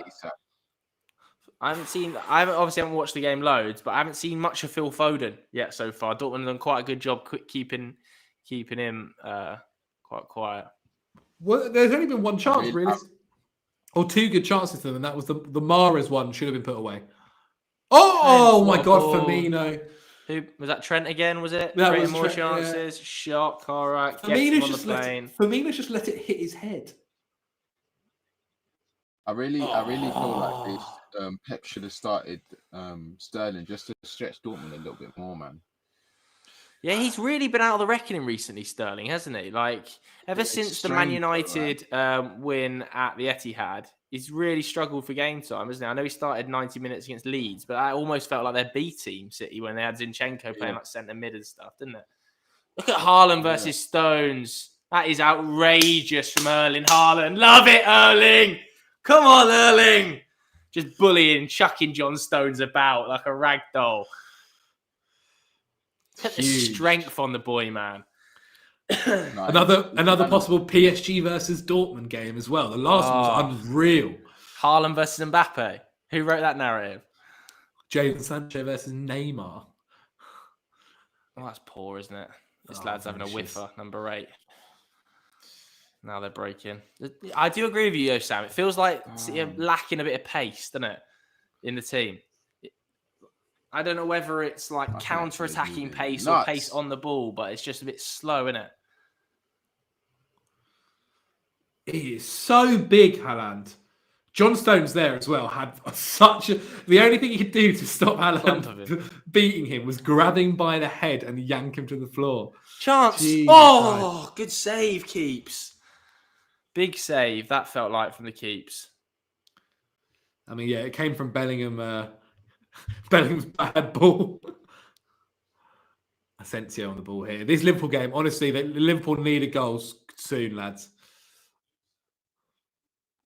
Yeah, Liverpool need to score rapido within the next sort of 15 minutes, I think. Mind you, they get one. If they get one in the 80th minute, then you think... Yeah, they need two. They need 2 goals to progress and keep it at 2-0. It's not awful, but it's also not amazing. We've lost Sam Obaseki. He's had an internet issue. He's back in the building, Obaseki. I'm back. I was myself for a good 3 minutes. I thought you, man, were really concerned with what I was saying, and then I realised you were poor. Just super interested. Chance for City. That's great defending. Penalty. What's he done? What has he done? I can't believe he's done that, Emre Can. Penalty, City. Oh, no. What has he done? Emre Can has made 2 massive mistakes against City, you know. Yeah. Oh, it's so harsh. It's so harsh, though. He's headed it onto his arm. No, but the Champions League ruling for handball was much different to the Premier League. But he's headed it onto his own arm. Yeah, which is a handball. It was poor, regardless. It is poor from him. Why is his arm out like that? Yeah, because it's in an unnatural position still. It's in a bad position. His arm. Exactly. Rough. I mean, City have a terrible penalty record. City have a terrible penalty record. They do. Do they not count the sleep? Why has Chan done that? It's also it's an odd thing to go for your head at that height. It's like knee height. Why is he down here? Down here. Use your foot. But I do agree. It is Right. a penalty. It is a penalty. Who's on it? Who's on the pen? What do you Mara? guys think, by the Mara. way? Is it a penalty? Let us know in the comments. I think it's a pen because his arm's out. His arm's in a dumb position. I think it's a stupid position. Oh, they're VAR checking it. Oh, wow. Huge if they overcall this. If they overcall this, that's massive for Dortmund. Great bald head. Such a stupid decision, man. Going to be robbed. Apparently, Peter Walton has said if it hits the head first and goes onto the arm, it shouldn't be a penalty. No, really? Oh my God, Benzema! Oh, he's done well. Nat Phillips has done well actually defending. I Karim can't Benzema believe there. how long this VAR check's taking. Yeah, this is mad. Oh my Lord! It's the longest decision. This. Which normally suggests they'll change it. It's been given. Is he crying? It's been given. Oh, who's Mahrez. taking it? Mara's taking it. Oh my Lord! I remember he's missed a few for City. You know. He always smashes it over, innit? What a huge Always moment this smashes is. it What a over. huge moment. He smashed it over against Liverpool. Didn't Scored. He? Goal. Oh, big for City. That needed What a that. massive moment. That's so Makes it annoying. very difficult. So Well, annoying. not very difficult. One more goal for Dortmund. It goes to Ugh. penalties. Oh, man. We've not had, there's not been a penalty shootout. What in on the earth Champions is League Emre game Can doing, man? since 2015? What on earth is Emre Can Clean doing? pen, though. Clean pen. The keeper gets, it's a good pen, but the keeper goes the right way, but good pen. But even so, what is Emre Can doing? Huge rough. Deary me, it's a massive 30 minutes now because Dortmund have to actually come out and play. This is where I'm surprised Sterling isn't coming on now. Exactly. This is the type of situation he'll love. Oh, my stream for the I think Liverpool I think he'll game's definitely come on. Can you two But still see the Liverpool game's game? No, I'm gonna have No, I can't. I think can't. No, I can't either. It's dry though. Anyway, man. Liverpool are moving like they can't play about their fans. Why has Emre Can done that? It's wound me up. I was getting all excited for a Dortmund win here. It's not over yet, mate. They're one goal away, and they've got Haaland in the game. Emre Can, I thought, was terrible in the first leg as well. Tell you what, James Milner has just saved Liverpool there. It was just Emre Can feels like he shouldn't be playing at this level anymore. Do you know what I mean? I've never really rated him, to be fair. Emre Can, So mediocre, mate. So mediocre. he's never been an unreal footballer, has he? But he's had good moments. Scored But he maybe gets one of he the gets best in the goals I've ever journey. seen. Emre. Yeah, that's 100%. That's one of the best Premier League goals in history. Emre, why? Emre, why? Two bad decisions from him in both legs have led to goals, bro. Mad. Fucking Emre Can, man. Doing my head in. Honestly. Hey, listen, you don't actually support Dortmund. For tonight, I do. For tonight, I absolutely do. Nah, We need something To be from fair, Haaland it because is- he's been quiet. Haaland's been quiet. he's not really got the ball though. Like they've not really fed it into him in the areas that he likes it, man. He played well in the first leg though when he got the ball. What's even going on in the Liverpool game? Let me go to the Liverpool game and see what's happening. Liverpool need to score, didn't they? Mane Need some goals in that game. Mane did an outrageous back heel to Robertson then not through his legs, but past Valverde. Probably a bit unneeded, but it is what it is. Ooh. What's he done? Emre Can. What's he done? Again, don't say Not it again. again, Emre. Kevin De Bruyne. Oh my, he's whiffed it. KDB had an absolute sitter. He's whiffed it. Oh my God. KDB just rolling through the middle of Emre Can. He's whiffed one badly. He's got away with a corner. I don't know how he's blacked that because he's absolutely whiffed one. I need to get Chan off the pitch, man. He's Yeah, rough. Emre Can is just all over the place. Patrick Two, says two very dodgy VAR decisions. I mean, I think it is a penalty, but you are right. Obviously, the Bellingham should have had a goal in the first leg. Oh, for me, they've got to put it on target. They've got to start putting one of these shots on target. I mean, it's outside the box, but still. Oh, they've got to get one of these shots on target. Firmino is just not good enough, is he? Is Jota on? Not yet. No, not yet. They need to get Jota on. I can't believe Emre Can's done that. The thing is, it's not. It's so unorthodox, though. He should go with his foot, but it's hard, right? Like he doesn't even need to head it though. It's two Dortmund players behind him. Yeah, but you're in football. You don't take that risk, do you?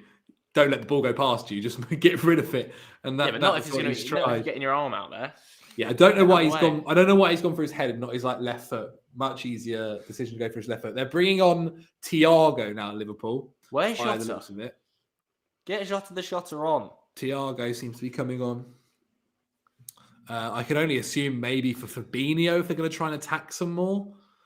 I think taking off Wijnaldum would be weird. Get a centre back off. No, I've got to take off Milner, man. Is that what he's done? Maybe not yet. It's not happened just yet. Oh, that's quality by Jude Bellingham. Here's Haaland then. Go on, Erling. Let rip. Royce. Jota as well. Finish it. Oh, Mahmoud Dahoud. Oh, butchered it. Absolutely. Sounds like Joe's at the Westfalen Stadium already. Yeah, Jota is coming on. Yeah, Jota and Thiago look like they're coming on. They need goals. It's almost as if he should have started. No, we got the ball. Get up, Ilkay. This City defence is going to get tested by Mbappe and Neymar, I'm telling you now. Big time. The City defence? Yeah. Yeah. If they progress. I think they can go the whole way, man. PSG, I mean, look, they're nearly there. They did it last year as well. Like their attack is so good. Just got to depend how long is Marquinhos out for? Because the other thing as well, they still let chances happen. Like as Joe said, Lewandowski in that Bayern Munich side scores a few more. Scores a few more than Choupo-Moting. Definitely, but City don't take their chances either, do they? Like City get so many chances. Oh, game back on the stream. Nat Phillips Foden's also just drifting. Foden's just drifting. Trouble. Where's Nat Phillips has pulled a yellow card up for doing a little obstruction. Smart. They're struggling to get Haaland in the game, Dortmund. Pretty badly. Good for you lot. Yeah. Game is back for me, yes. They're struggling to get Haaland in the game, Dortmund. Yeah. Dortmund don't deserve Royce, Nanit says. Very kind. Yeah, I mean, Marco Royce there. It's not very kind. Realistically, he should actually have left like a long time ago. For where? Where do you think he would be on? Go to Bayern. Like when one went, go Bayern as well. And he seems to really respect Dortmund, which I also respect as well. Like committing to a club like that. Because he's from the Dortmund. He's from the Dortmund. You can't even get used to players. He's from the Dortmund youth, but came through at the at Mönchengladbach in the Bundesliga. Came through at Mönchengladbach and then returned to Dortmund. Like I think it's quite a nice story. Won the Bundesliga with them. Nearly won the Champions League with them. Like seen all his friends and co leave to join Bayern Munich, and he stayed. It is quite an honourable story. I'm here for the wins. Oh my lord! Who was that? Valverde. Valverde's just done absolutely rips that Liverpool left side. He's a good player, Fede Valverde. Obviously, not. Yeah. I mean, considering he's playing right back, Classic right back, but exactly, he's a very interesting. He's still very young can't as get well. out, can they? Dortmund can't get out. Who came What is on? that, Mahmoud Dahoud? What are they doing back there, Dortmund? Jesus, Emre Can. Get Emre Can off the pitch. Get him off. He's not a centre back though, is he? So slow. He is the slowest player. He plays like centre back and centre mid for them. It's very odd. Oh dear. Yeah. He's not good enough. He's not good enough. He's so slow on it, isn't it? He's so slow covering the ground to recover. Acceleration is non-existent. Doesn't exist. I really hope Dortmund score another goal and it goes Foden's struggling tonight pretty bad. It goes to penalties or extra time at least. So far, though, Sam, Chelsea are going to be playing Real Madrid in the next leg. The tie you want? I actually don't. Bellingham and Gundogan going at it. I feel like there's bonuses playing both.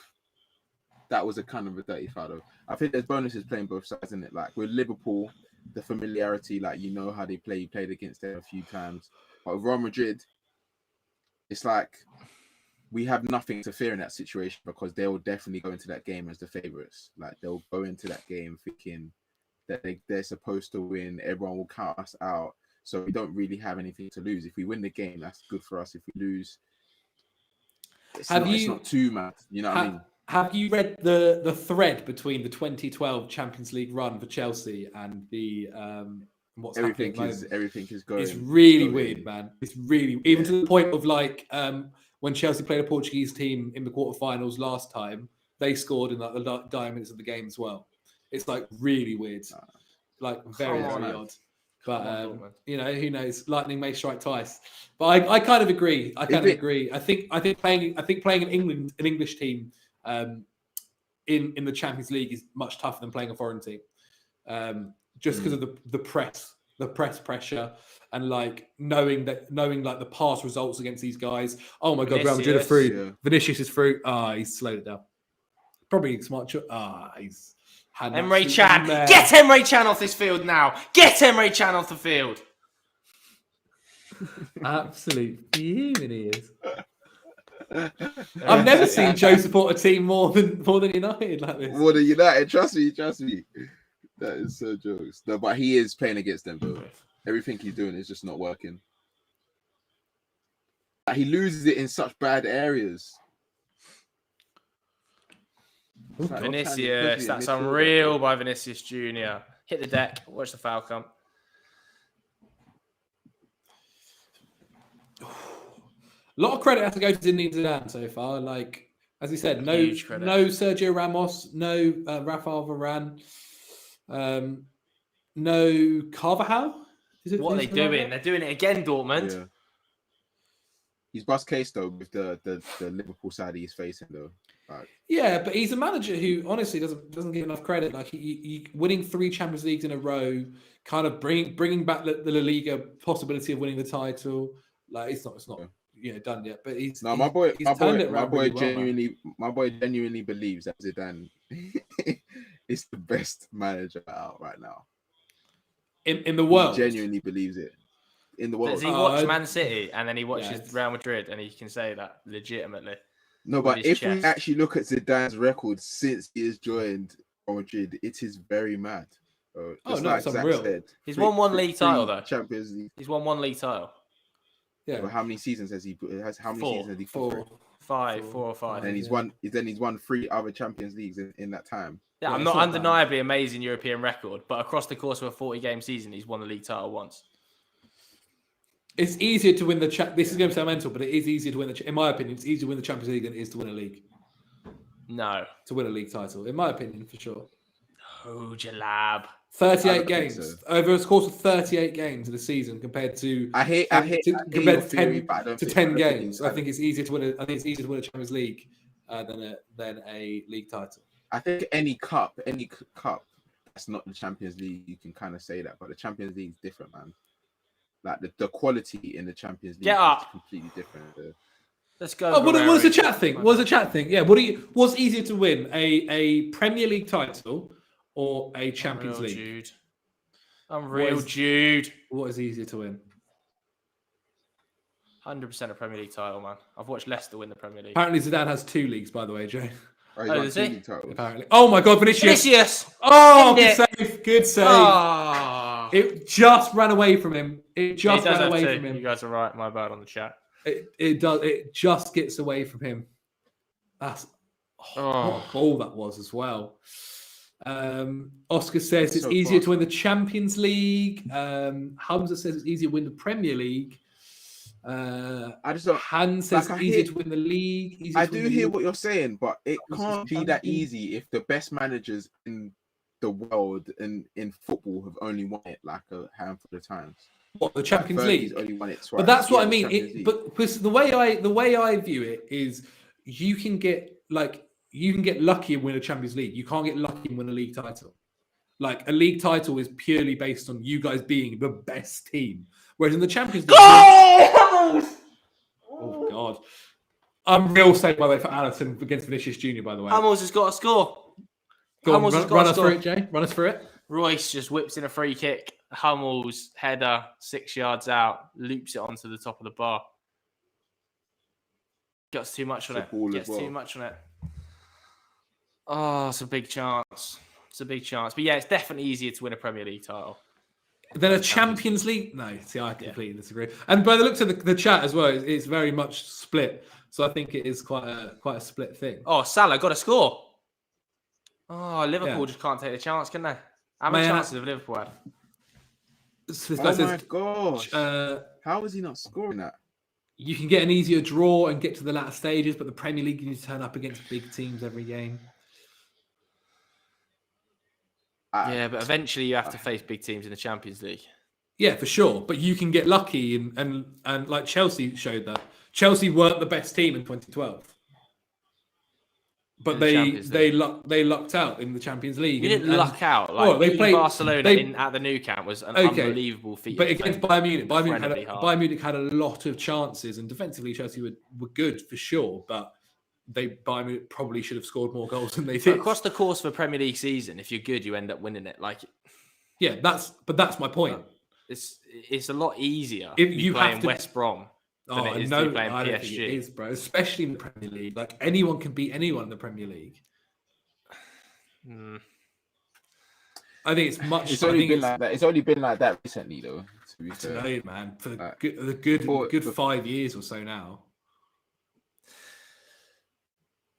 Yeah, I just think in the Champions League, the quality level is so high. The quality of football is completely different. Even when you see the difference between Champions League and Europa, there were a select big difference. There are a select six or seven teams for sure, but after that, then you're looking at your Portos, your Istanbul Başakşehir.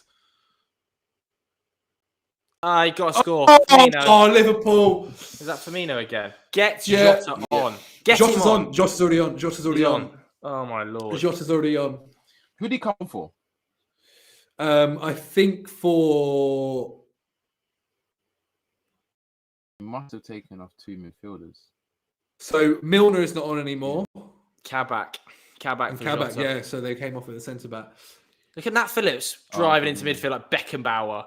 Zach, did you just say that West Brom are a harder team to beat than PSG? No, I didn't say that. What are you on about? What? Come on, mate. Have a brain.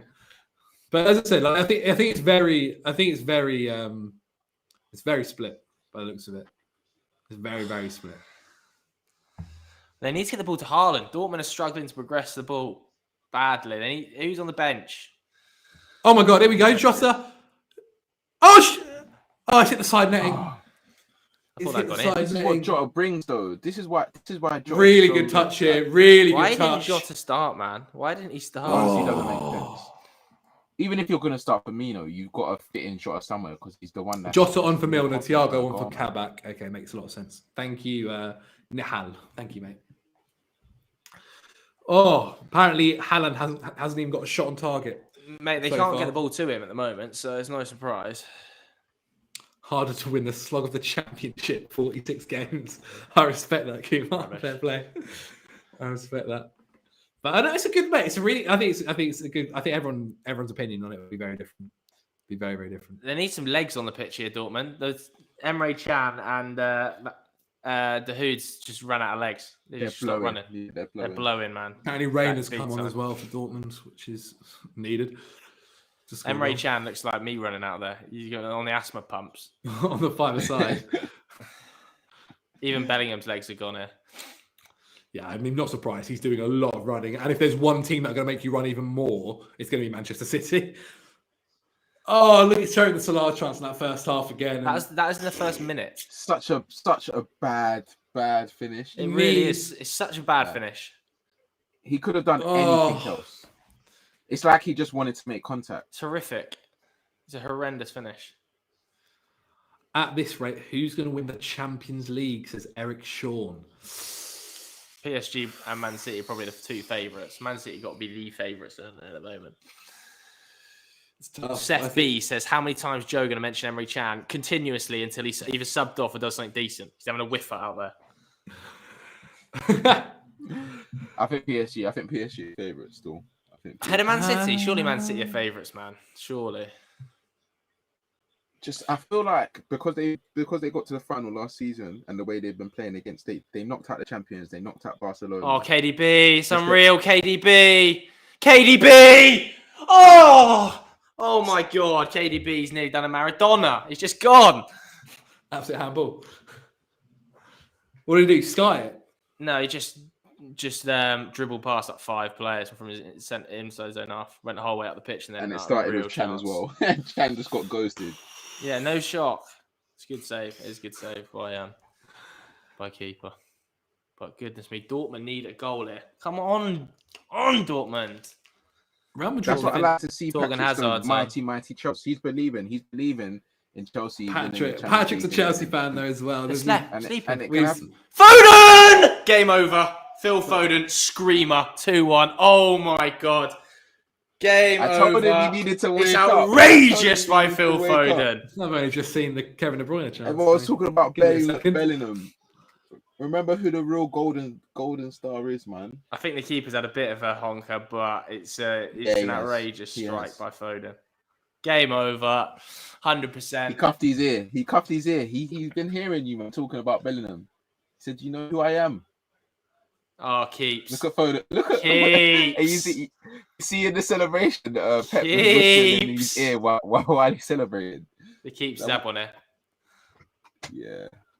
Keeps. Oh, he's got to save it. He's got to save it. He's put some mad power behind that. Haaland is right in front of him. Haaland is right in front of him. Mate, it's terrible goalkeeping. Modric. Oh, horrible bit of goalkeeping. Some real Benzema. Manchester City through to the semi-final. Benzema, slot him in. Surely, Kareem. Can't believe he's done that. Back to him. I can't believe they've done that. Not good enough. That's Man City going through. 100%. Fair play, by the way, to if he had gone past him, I would have been. Oh my word, Phil Foden. Wow. I think Joe's right. The keeper should do better, but also keeper's got to save it, man. Keeper gets his hands onto it. Keeper's got to do better. But that's huge for them. That's their semi-final. First one under Pep Guardiola. That's going to be such a good semi. Oh, play right. Oh, it's too slow. That's going to be such a good semi-final. City man. PSG. Oh my days. PSG City. Wow. I'm buzzing for that one, to be fair. That's to be my first time supporting PSG. Mad. I usually always want PSG to lose, but that year I've got to be on PSG's backs there. I'll get a Neymar shirt. I can't believe that. That's going to be a game, man. That is I'm just thinking back to that Sunday vibes, Joe. I think so far me and Pat are correct. Yeah. So far. No, I think you both said Liverpool would go through. Yeah, you both said Liverpool would go through. Maybe. Because Okay. you both had Liverpool, Chelsea semis. Not over yet. Well, Liverpool needs to score rapidly, man. Done. Like 2 goals from this position against Madrid. Like Liverpool need to score rapidly. I told you. Madrid really, to be honest, Madrid have been quite good defensively. All things considered, missing their 2 starting centre backs. They've been good. Casemiro, Ramos is the really most good. influential player as well. Ramos Ramos is so influential.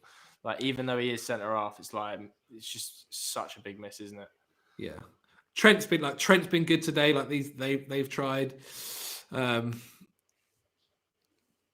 since he's come on, has been better than any of the attackers since they've been on. This is actually going to end in no. I can feel it. Oh, Or Phil if Foden, it's going to be like a last 10-minute goal or something. Phil Foden, I don't mind wow. though. Real Madrid semi. That was a free kick.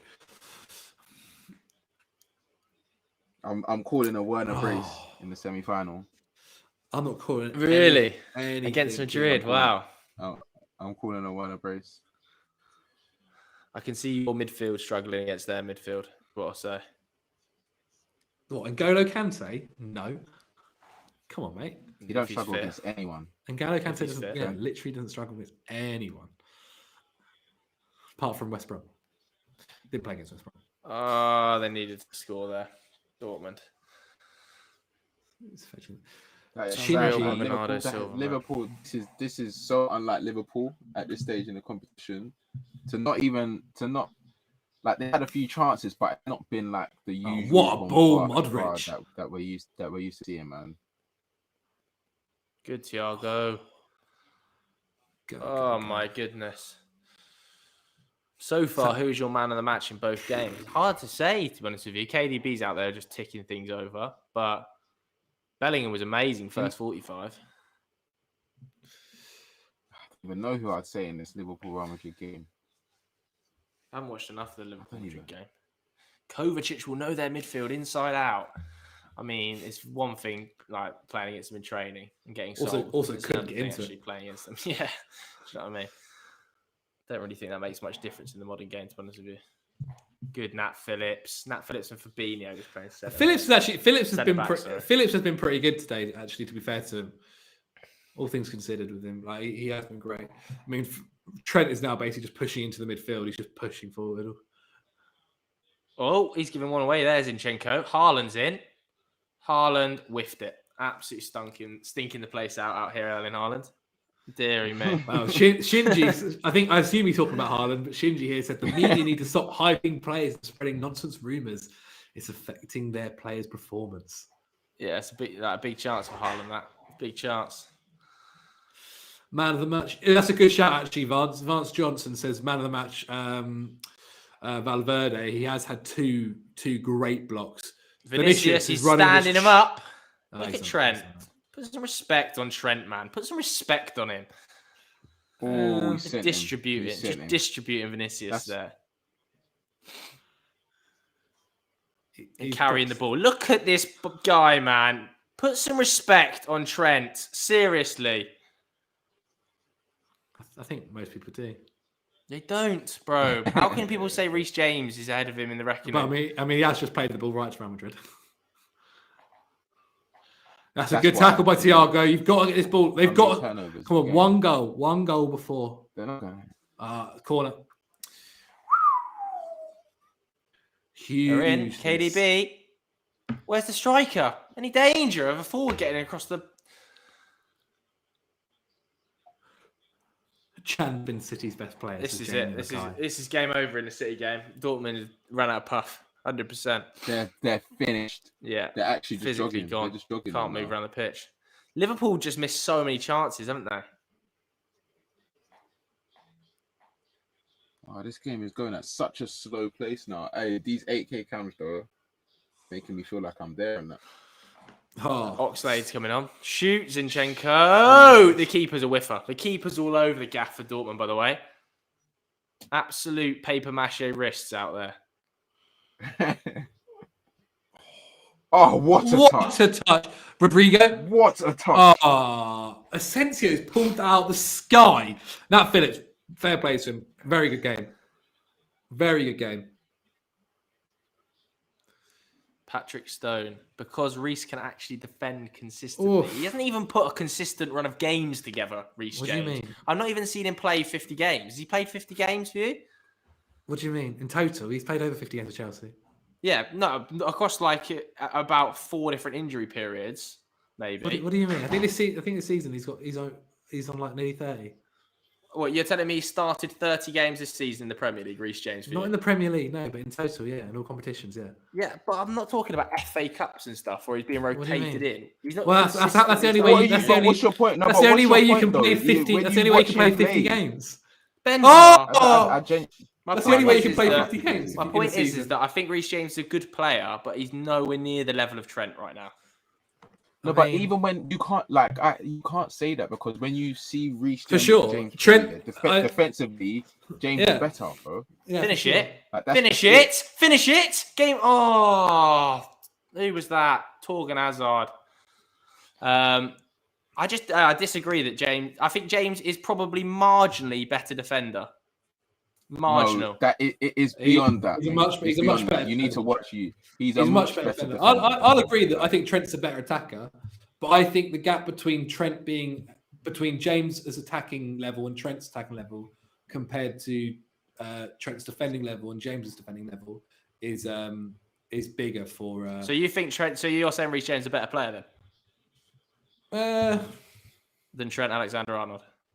Not necessarily. Depends what you need him for. Depends what you like. Well, if you're saying his defending is a better quality than Trent's attacking, you're saying he's a better player.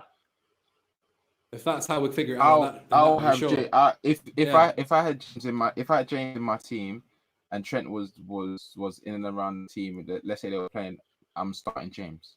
Wow. Because of his defending. That's what I'm talking about. Like, let's not forget what the art of defending is, fam. You're actually a centre back.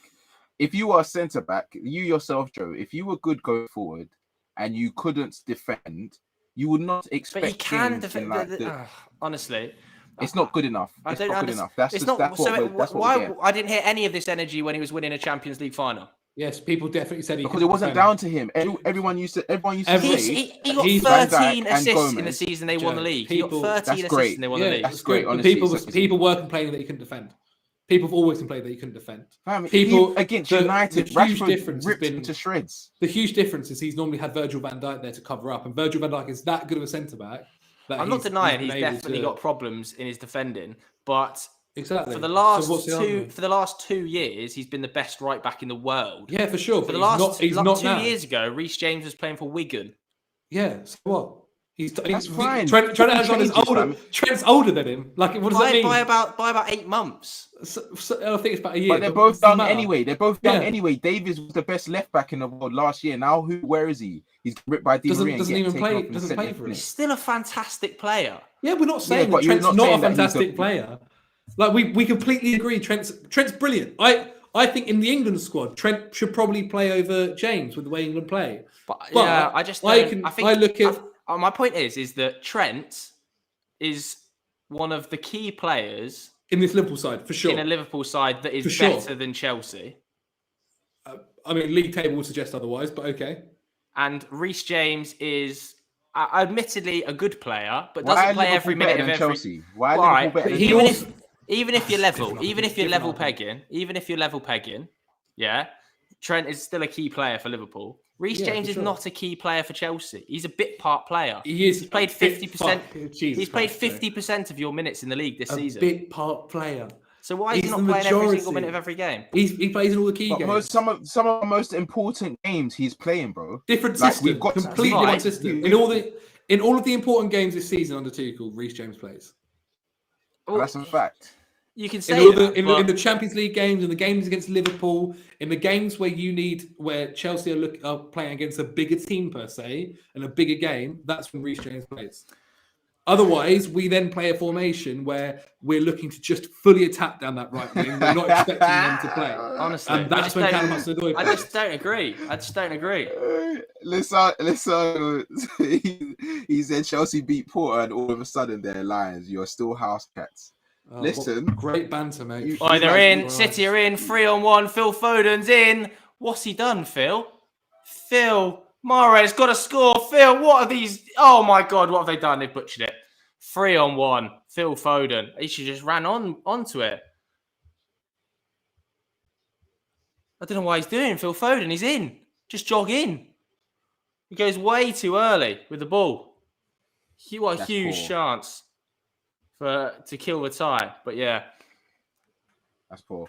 But no, what you need to do and what you're not doing. Yeah. And I understand because you don't watch enough Chelsea, but it's put respect on Reece James's name in it. Mate, I think Reece James is a good player. I think he's a good player. No, but I think Trent Alexander-Arnold. I don't think you rate him enough. I think Trent Alexander-Arnold is within the conversation of the 3 best right backs in world football. Oh he's not in that conversation right now, mate. I'm not being funny. He's not in that conversation right now. You can't be that young, yeah. You can't be that young and like that's what I even said about players like Foden and man like that. Like you can't expect these players to constantly be in that conversation at their age. Like, yeah, he had 2 good seasons, but we can see what a ball! That he was playing in. But at the same time, we just haven't seen Reece James have a season anywhere near the level Trent's had. He's played 2 seasons, bro. Like that's what I'm saying. And there is the potential. And there is the potential for him. But there is also the potential for him to win the Champions League this season. Like theoretically, there is that potential. That's fine. But Trent's already won the Champions League. Sure, Trent's older than him. Trent's been playing in the Premier League longer. Trent's been playing in a better team than him. I just think you guys like there's serious recency bias creeping in with like the Trent Alexander. I don't think it's recency. The young players, bro. They're young players. You cannot expect. You actually cannot. I'm not disrespecting Reece James. I think Reece James is a good player. But we're not talking about either. We're Trent is just like a generational right back talent. Like people were talking about him. Be great if he taking it too people far. were literally talking about him redefining the role. 12 months ago, he had redefined the right back. Yeah, if you are a right back, you have to know how to defend, mate. You have to know how to defend. You cannot rely on your centre back to do all your dog work for you. That's not a right back. The traditional the best right backs that we're talking about, even the best right backs, so you're saying he's a bad right back then? That's never just been known. I'm not saying he doesn't have to say it. No, there's nothing about bad or good. What we're saying is he can't defend. He can't defend anywhere near as well as people say, or the people that believe that he can say. I think you're talking about Reece James like he's Maldini. We're not. Like I don't really. People keep comparing about Reece James. You're getting interested. It's not. Reece James is a good right back, and he's still got a good future. Reece James also needs to get better at his attacking output. Like he probably wastes too many balls sometimes putting him into the box. He can definitely improve on that. But defensively, compared to Trent, he is a better defense in the defensive aspect of the game, a better defender than Trent. I think we have to agree to disagree. We're just going around in circles. You're actually talking like is a centre mid. He's a right back.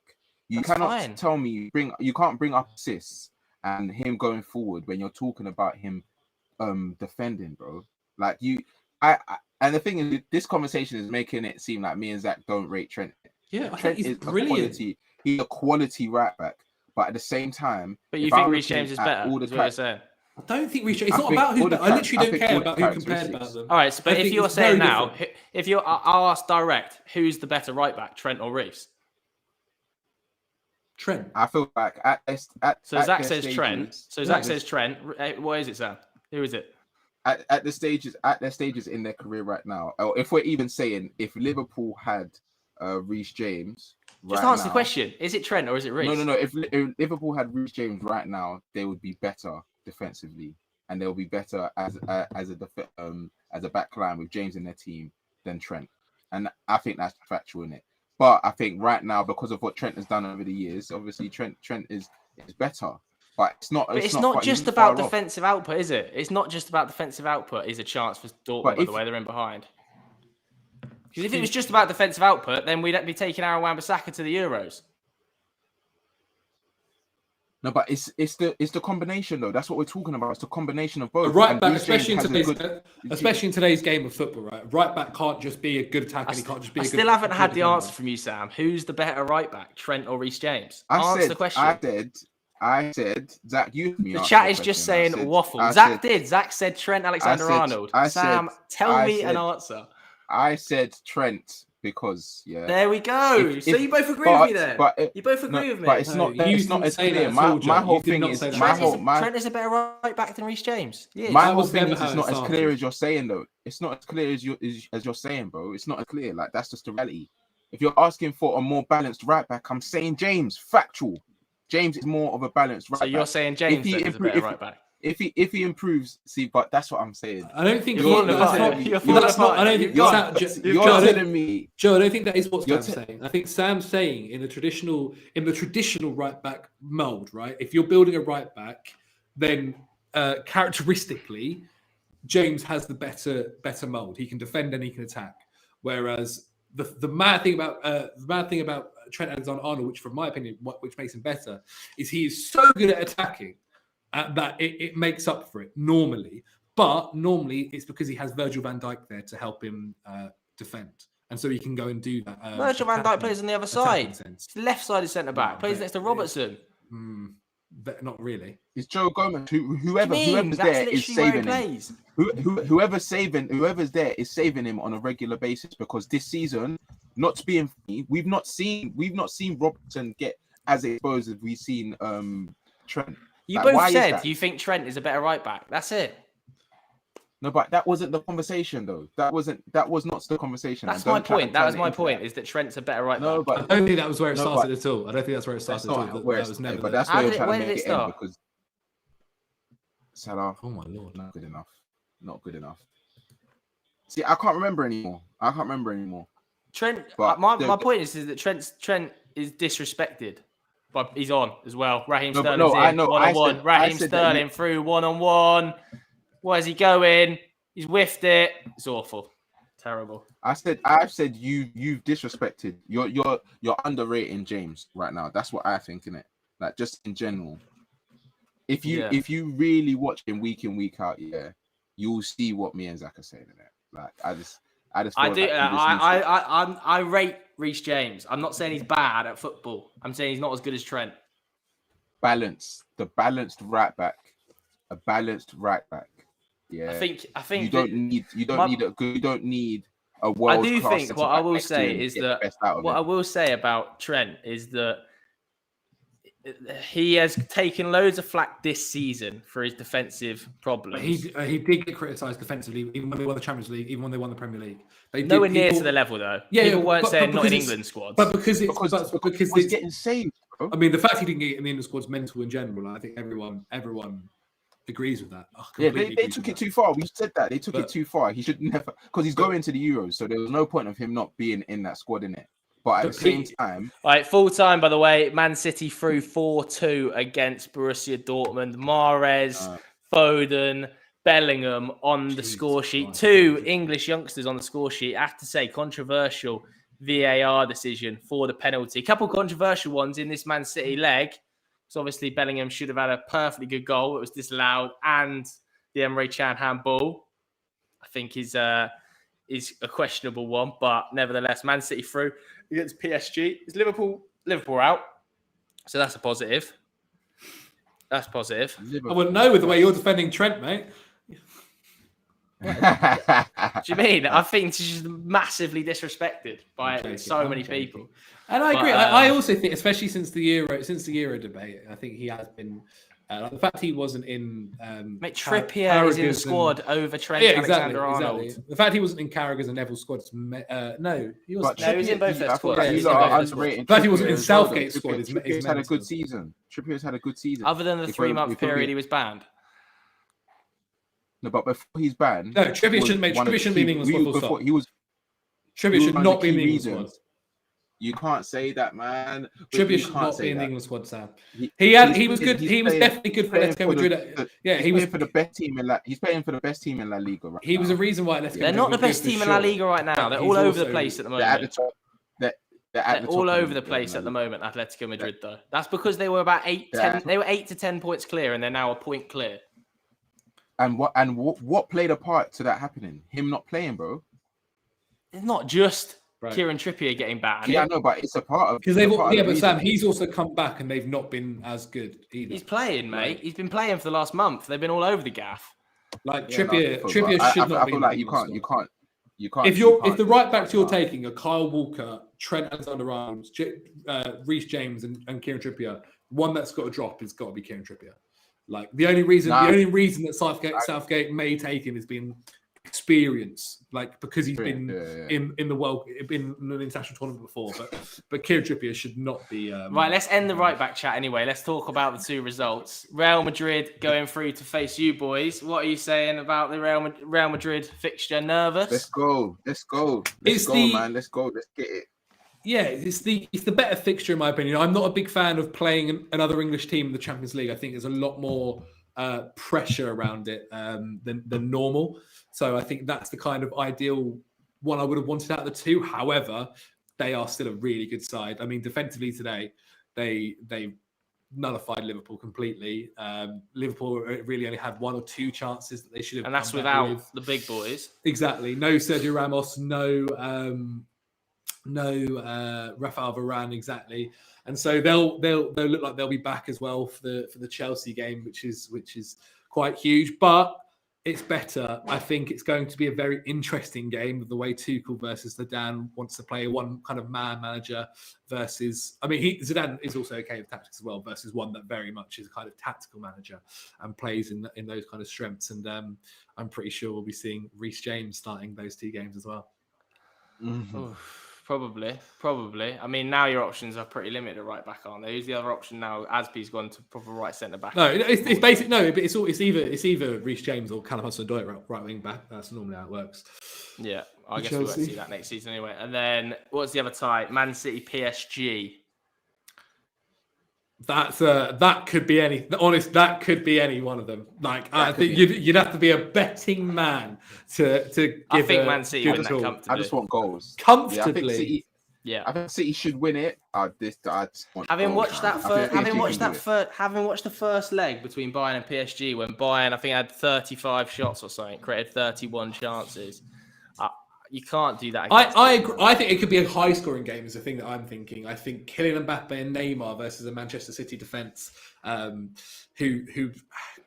definitely gave opportunities to Borussia Dortmund over two legs is huge. And they didn't give loads though. They didn't give loads of opportunities tonight. Dortmund didn't really create that many opportunities, and they have got the best, probably one of the best defences left in the competition. Enough, and considering the level of Mbappe and Haaland, team as well. Sorry, Mbappe the team as well. Like I feel like the team that PSG have right now is probably one of the most balanced teams that they've had in a while. Do you Paredes think? Is playing well, but yeah, I think Paredes is playing well. He's doing. They need right. Marquinhos back. They need Marquinhos back. Marquinhos comes back. He'll be a big bonus for them, but that front line are always going to create chances. Like my issue with that PSG team against City is that I think the midfield is a mismatch.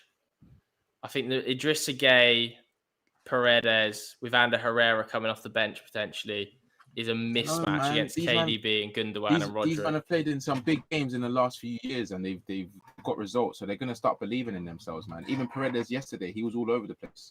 Like he had a good game. And so Michael said in the chat, Kimmich created 10 chances in the first leg. De Bruyne is going to be licking his lips. I totally agree. KDB, I think, versus that midfield is going to be a problem. I think City are the favourites for sure. But I mean, like an Mbappe and Neymar attack, if they're fit, hopefully. But we saw what Man City did with Haaland. You know, they can isolate these players, man. They're very good at nullifying serious attacks. If you've got Chan and Dahoud getting the ball into him, and we've got Idrissa Gueye and Paredes getting the ball into him. So I mean, they were still. I don't know. They've also got Di Maria, Neymar dropping deep. They've got Verratti that can still do that. That can still play in and around that area. I think that midfield is not going to be that much of a mismatch as not as big as you're saying it is. I think that would be a comfy one for City if they don't panic. If they don't panic, that would be a comfy one. I think it'll be a lot tighter than this. But even this game, City Dortmund were in the game until the penalty. You know what I mean? You can't even dare give PSG a few chances. Exactly, and also remember, if Bellingham's goal stands, I think Vito's made the point. If Bellingham's goal stands, it's a completely different. It's a lot closer than I think people would have maybe realised. But that's what the Champions League comes down to, those minor moments like that. So I think I'll still back City to go through against PSG in that one there. What else? What else do we want to talk about? Maybe get a few more questions, then we'll wrap it up. Yeah, get him. Oh, no, get this him is mad. We're in the Champions League semi-final. Who would have thought? What are you playing tomorrow, Joe? What's going on? Who are you playing against? We'll be up against Granada tomorrow, mate. Yeah, Granada, Great, which should be an enthralling encounter after a 2-0 first leg victory away in Spain. And he'll still start. He'll still start a very strong squad. It's got to, mate. It's got to. What else is the options? You know, I was gonna say to you actually. 9 points clear in the top four race. We were having a conversation about the Sun situation, and I remembered Bruno got a penalty in the Granada game for something very similar. So to what? In the what? To the Sun situation, the McTominay. Remember when McTominay handed him off against? Similar in what way? As in Bruno bought that penalty. I mean, similar in the way of there's contact with the face. Is that, I guess? Yeah, there was barely any contact. There was no camera angle that showed the actual incident, was there? There was for Fernandes, the Bruno situation. Oh, they didn't have one on BT Sport when they tried to do the Peter Watt on VAR. They couldn't go to a camera angle that had the incident. I haven't seen it. If there is one, no, I saw it. It looks very light. So what did he? Because from that still, it looked like the bloke had just slapped Bruno in the head off the ball incident. Like it would. If it was from a corner and he wasn't on the ball. If Bruno stayed up, he would never. It was never going to be given. Yeah, even if he got up, different to Son, isn't it? It is different because it's an off the ball incident from a corner or whatever. I didn't see it. I didn't see it. Son's running. It's like a running impact. But yeah, I can't say I've seen the Bruno one, to be honest with you, because on BT Sport they just didn't show a very good camera angle of it. I think it was like one of those ones where it was an off the ball one, didn't really show it. But yeah, you're saying that because you're not the biggest fan of Bruno. Is this? No, I don't mind Bruno, but it was just interesting, isn't it? It was interesting that he's not been like the Bruno of old. Let's say he's still getting a few goal contributions here and there, but I don't see that much hype around him as much as before. Obviously, he scored the penalty, the second goal, but would you say that down to fatigue? Yeah, mainly fatigue. I think everybody's fatigued at United. Our best players are just knackered, mate. Like Bruno and Rashford carried the team for the whole season. They just played too many games. Like Rashford's playing with 2 ankle injuries and needs shoulder surgery. During the week, Rashford can't even walk with hard-soled shoes on. He has to wear like protective boots because he can't walk properly. So I think swear down. Yeah. So that's mad. Like there's so many injury problems at United that are just being carried. Like Harry Maguire played the last 5 months of last season getting injections in his legs every week because he was injured, just playing through injury. There's just the squad depth isn't there. So yeah, Bruno will play probably tomorrow. Rashford will probably play, and then we've got Burnley on the weekend. But yeah, it's Granada, mate. It's Granada. I'm just watching Ilkay Gundogan. He must be buzzing to get to this level because obviously, was he in the Borussia Dortmund team that made Champions League final against Bayern? I think he was, wasn't he? I think he was. Yeah, I think he was. And he's lost out. Yeah, he scored a pen in the final. George just said he'll be Gus. There's a few questions. There's a few questions down here, in the comments. Go on, get him in. Let's rattle a few off. There is one about Liverpool. And it says, do you think Liverpool can make the top 4? If anything, getting knocked out of the Champions League now means their full focus is on the league. The one thing that is hard, that's easiest running by a mile, mate. Yeah, but the one thing that's not in their hand, not in their favor, it's not in their hands, right? Like Liverpool could theoretically win all the rest of their games and still not make the top 4. But I wouldn't be surprised if they did. They've only really got United left, haven't they?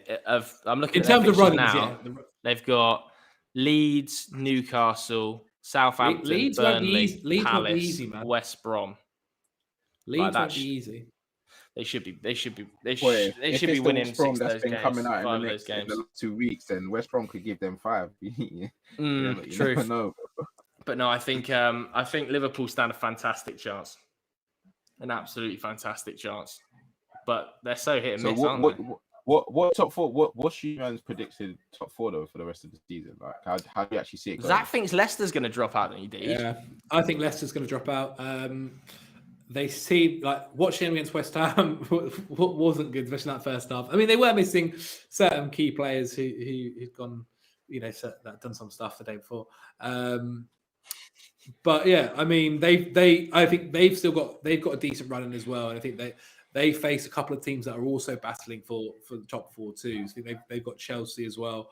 They've got Chelsea, United, Spurs as their last 3 fixtures. So that's not an easy run in. I think Liverpool could drop out, and my actual prediction, I think Leicester would drop out. My actual prediction, I would like to go with City, United, Chelsea, Liverpool. But I wouldn't be surprised if maybe West Ham somehow made it. It'd be quite fun. West Ham need to chill, man. They're taking it too far. They're taking it too far. I still think Leicester will sneak in. I think they'll sneak in that when Maddison's back. I don't know those three. I think those last 3 games are very difficult, man. But the same as Chelsea's isn't easy either. Chelsea's last 4 is like Spurs aren't exactly flying, are they? Arsenal, City. Yeah, but then would you? I wouldn't be too surprised if Spurs pulled off a result against them. Like as I said, Chelsea isn't easy either. Chelsea got to play Leicester, City, Arsenal, and Villa in the last 4. Yeah, tight. Well, you guys let us know what you think in the comments below. This is the last question. Yeah, this is for Bellingham. Does he start at the Euros? Bellingham. Yeah. No. Depends on injuries. Like if Henderson is out, got to have major injury problems. If Declan Rice is also out, then yeah, probably. But if Declan Rice is fit, then probably not. Probably not. No. I think it will be a Declan Rice, Phillips midfield too. Right. It'd be fun to see it. It would be fun to see him play, though. In my opinion, it would be fun to see him start. Be really good fun. Yeah, I just don't think it's going to happen. I think it's probably come too early for him. Maybe if it was like next summer, I think he would be in with a big chance. But I think he'll go and be on the bench. Like I think James Ward-Prowse is probably more likely to start than Jude Bellingham at this summer's Euros. Even though I don't agree with it, I think he should be starting over him. I think in Southgate's mind, he's had Ward-Prowse in a lot of squads recently. I think he's a pretty consistent. Yeah, I think I wouldn't be too surprised if Ward-Prowse goes, and he'd probably be somewhat deserving of it. Yeah, Sam's not having it. I wouldn't take Ward-Prowse either. I'd take Ward-Prowse. I wouldn't take him. He's not. He wouldn't be in my 23. He wouldn't be my 23. In a fully fit 23, sure, but in a 23 that's looking like it could possibly be, I think he does make it. Yeah, if there's no Henderson and there's no Rice, then he'll definitely go. But like, I think they'll force those 2 back fit. They'll rush those 2 back. And if Henderson makes it, I'll be very surprised.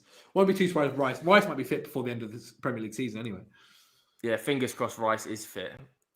Like people are saying Bellingham over the Leeds midfielder, Phillips.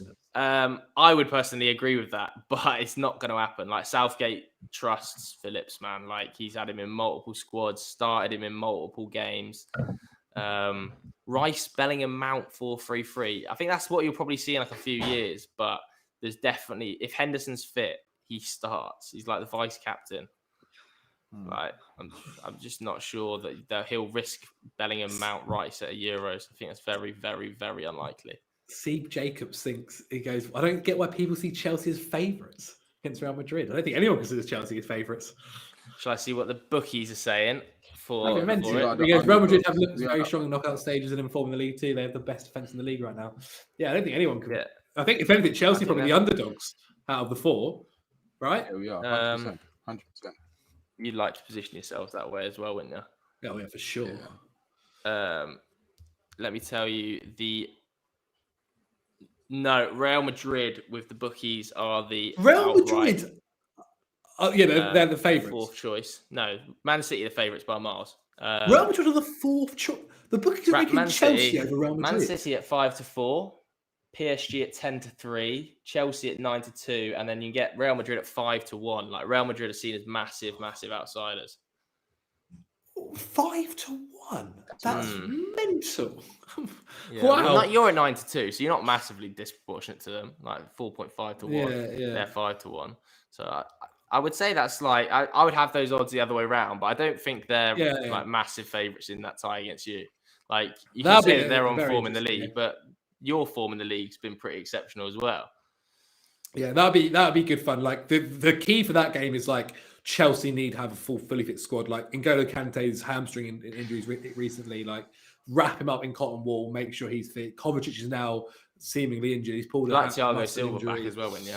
Thiago Silva, he went down, but he seems fully fit again now. So yeah, he'd be key.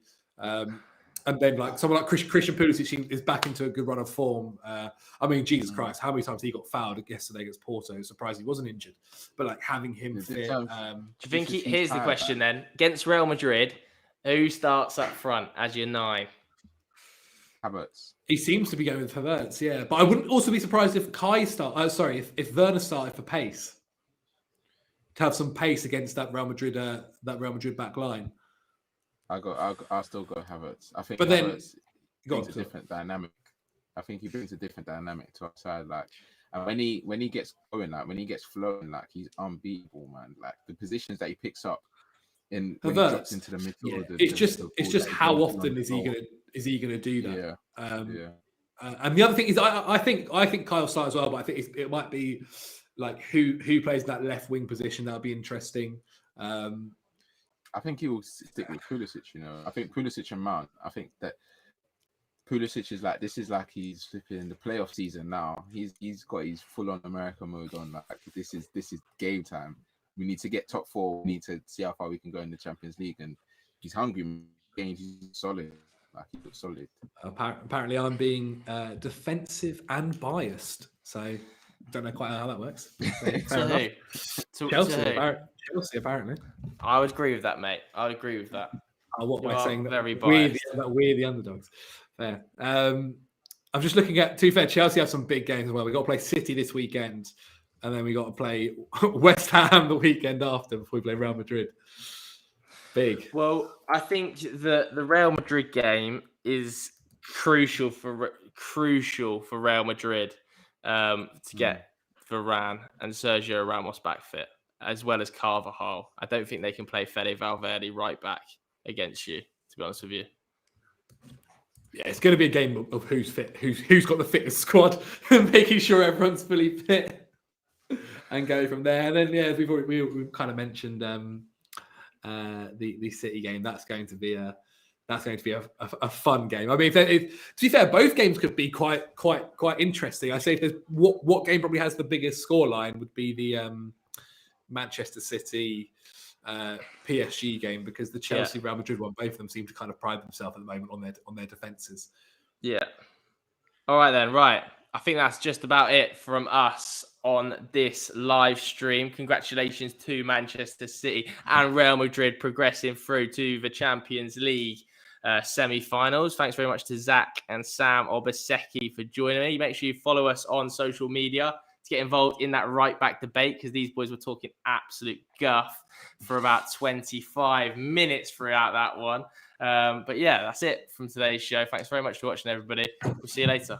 Bye.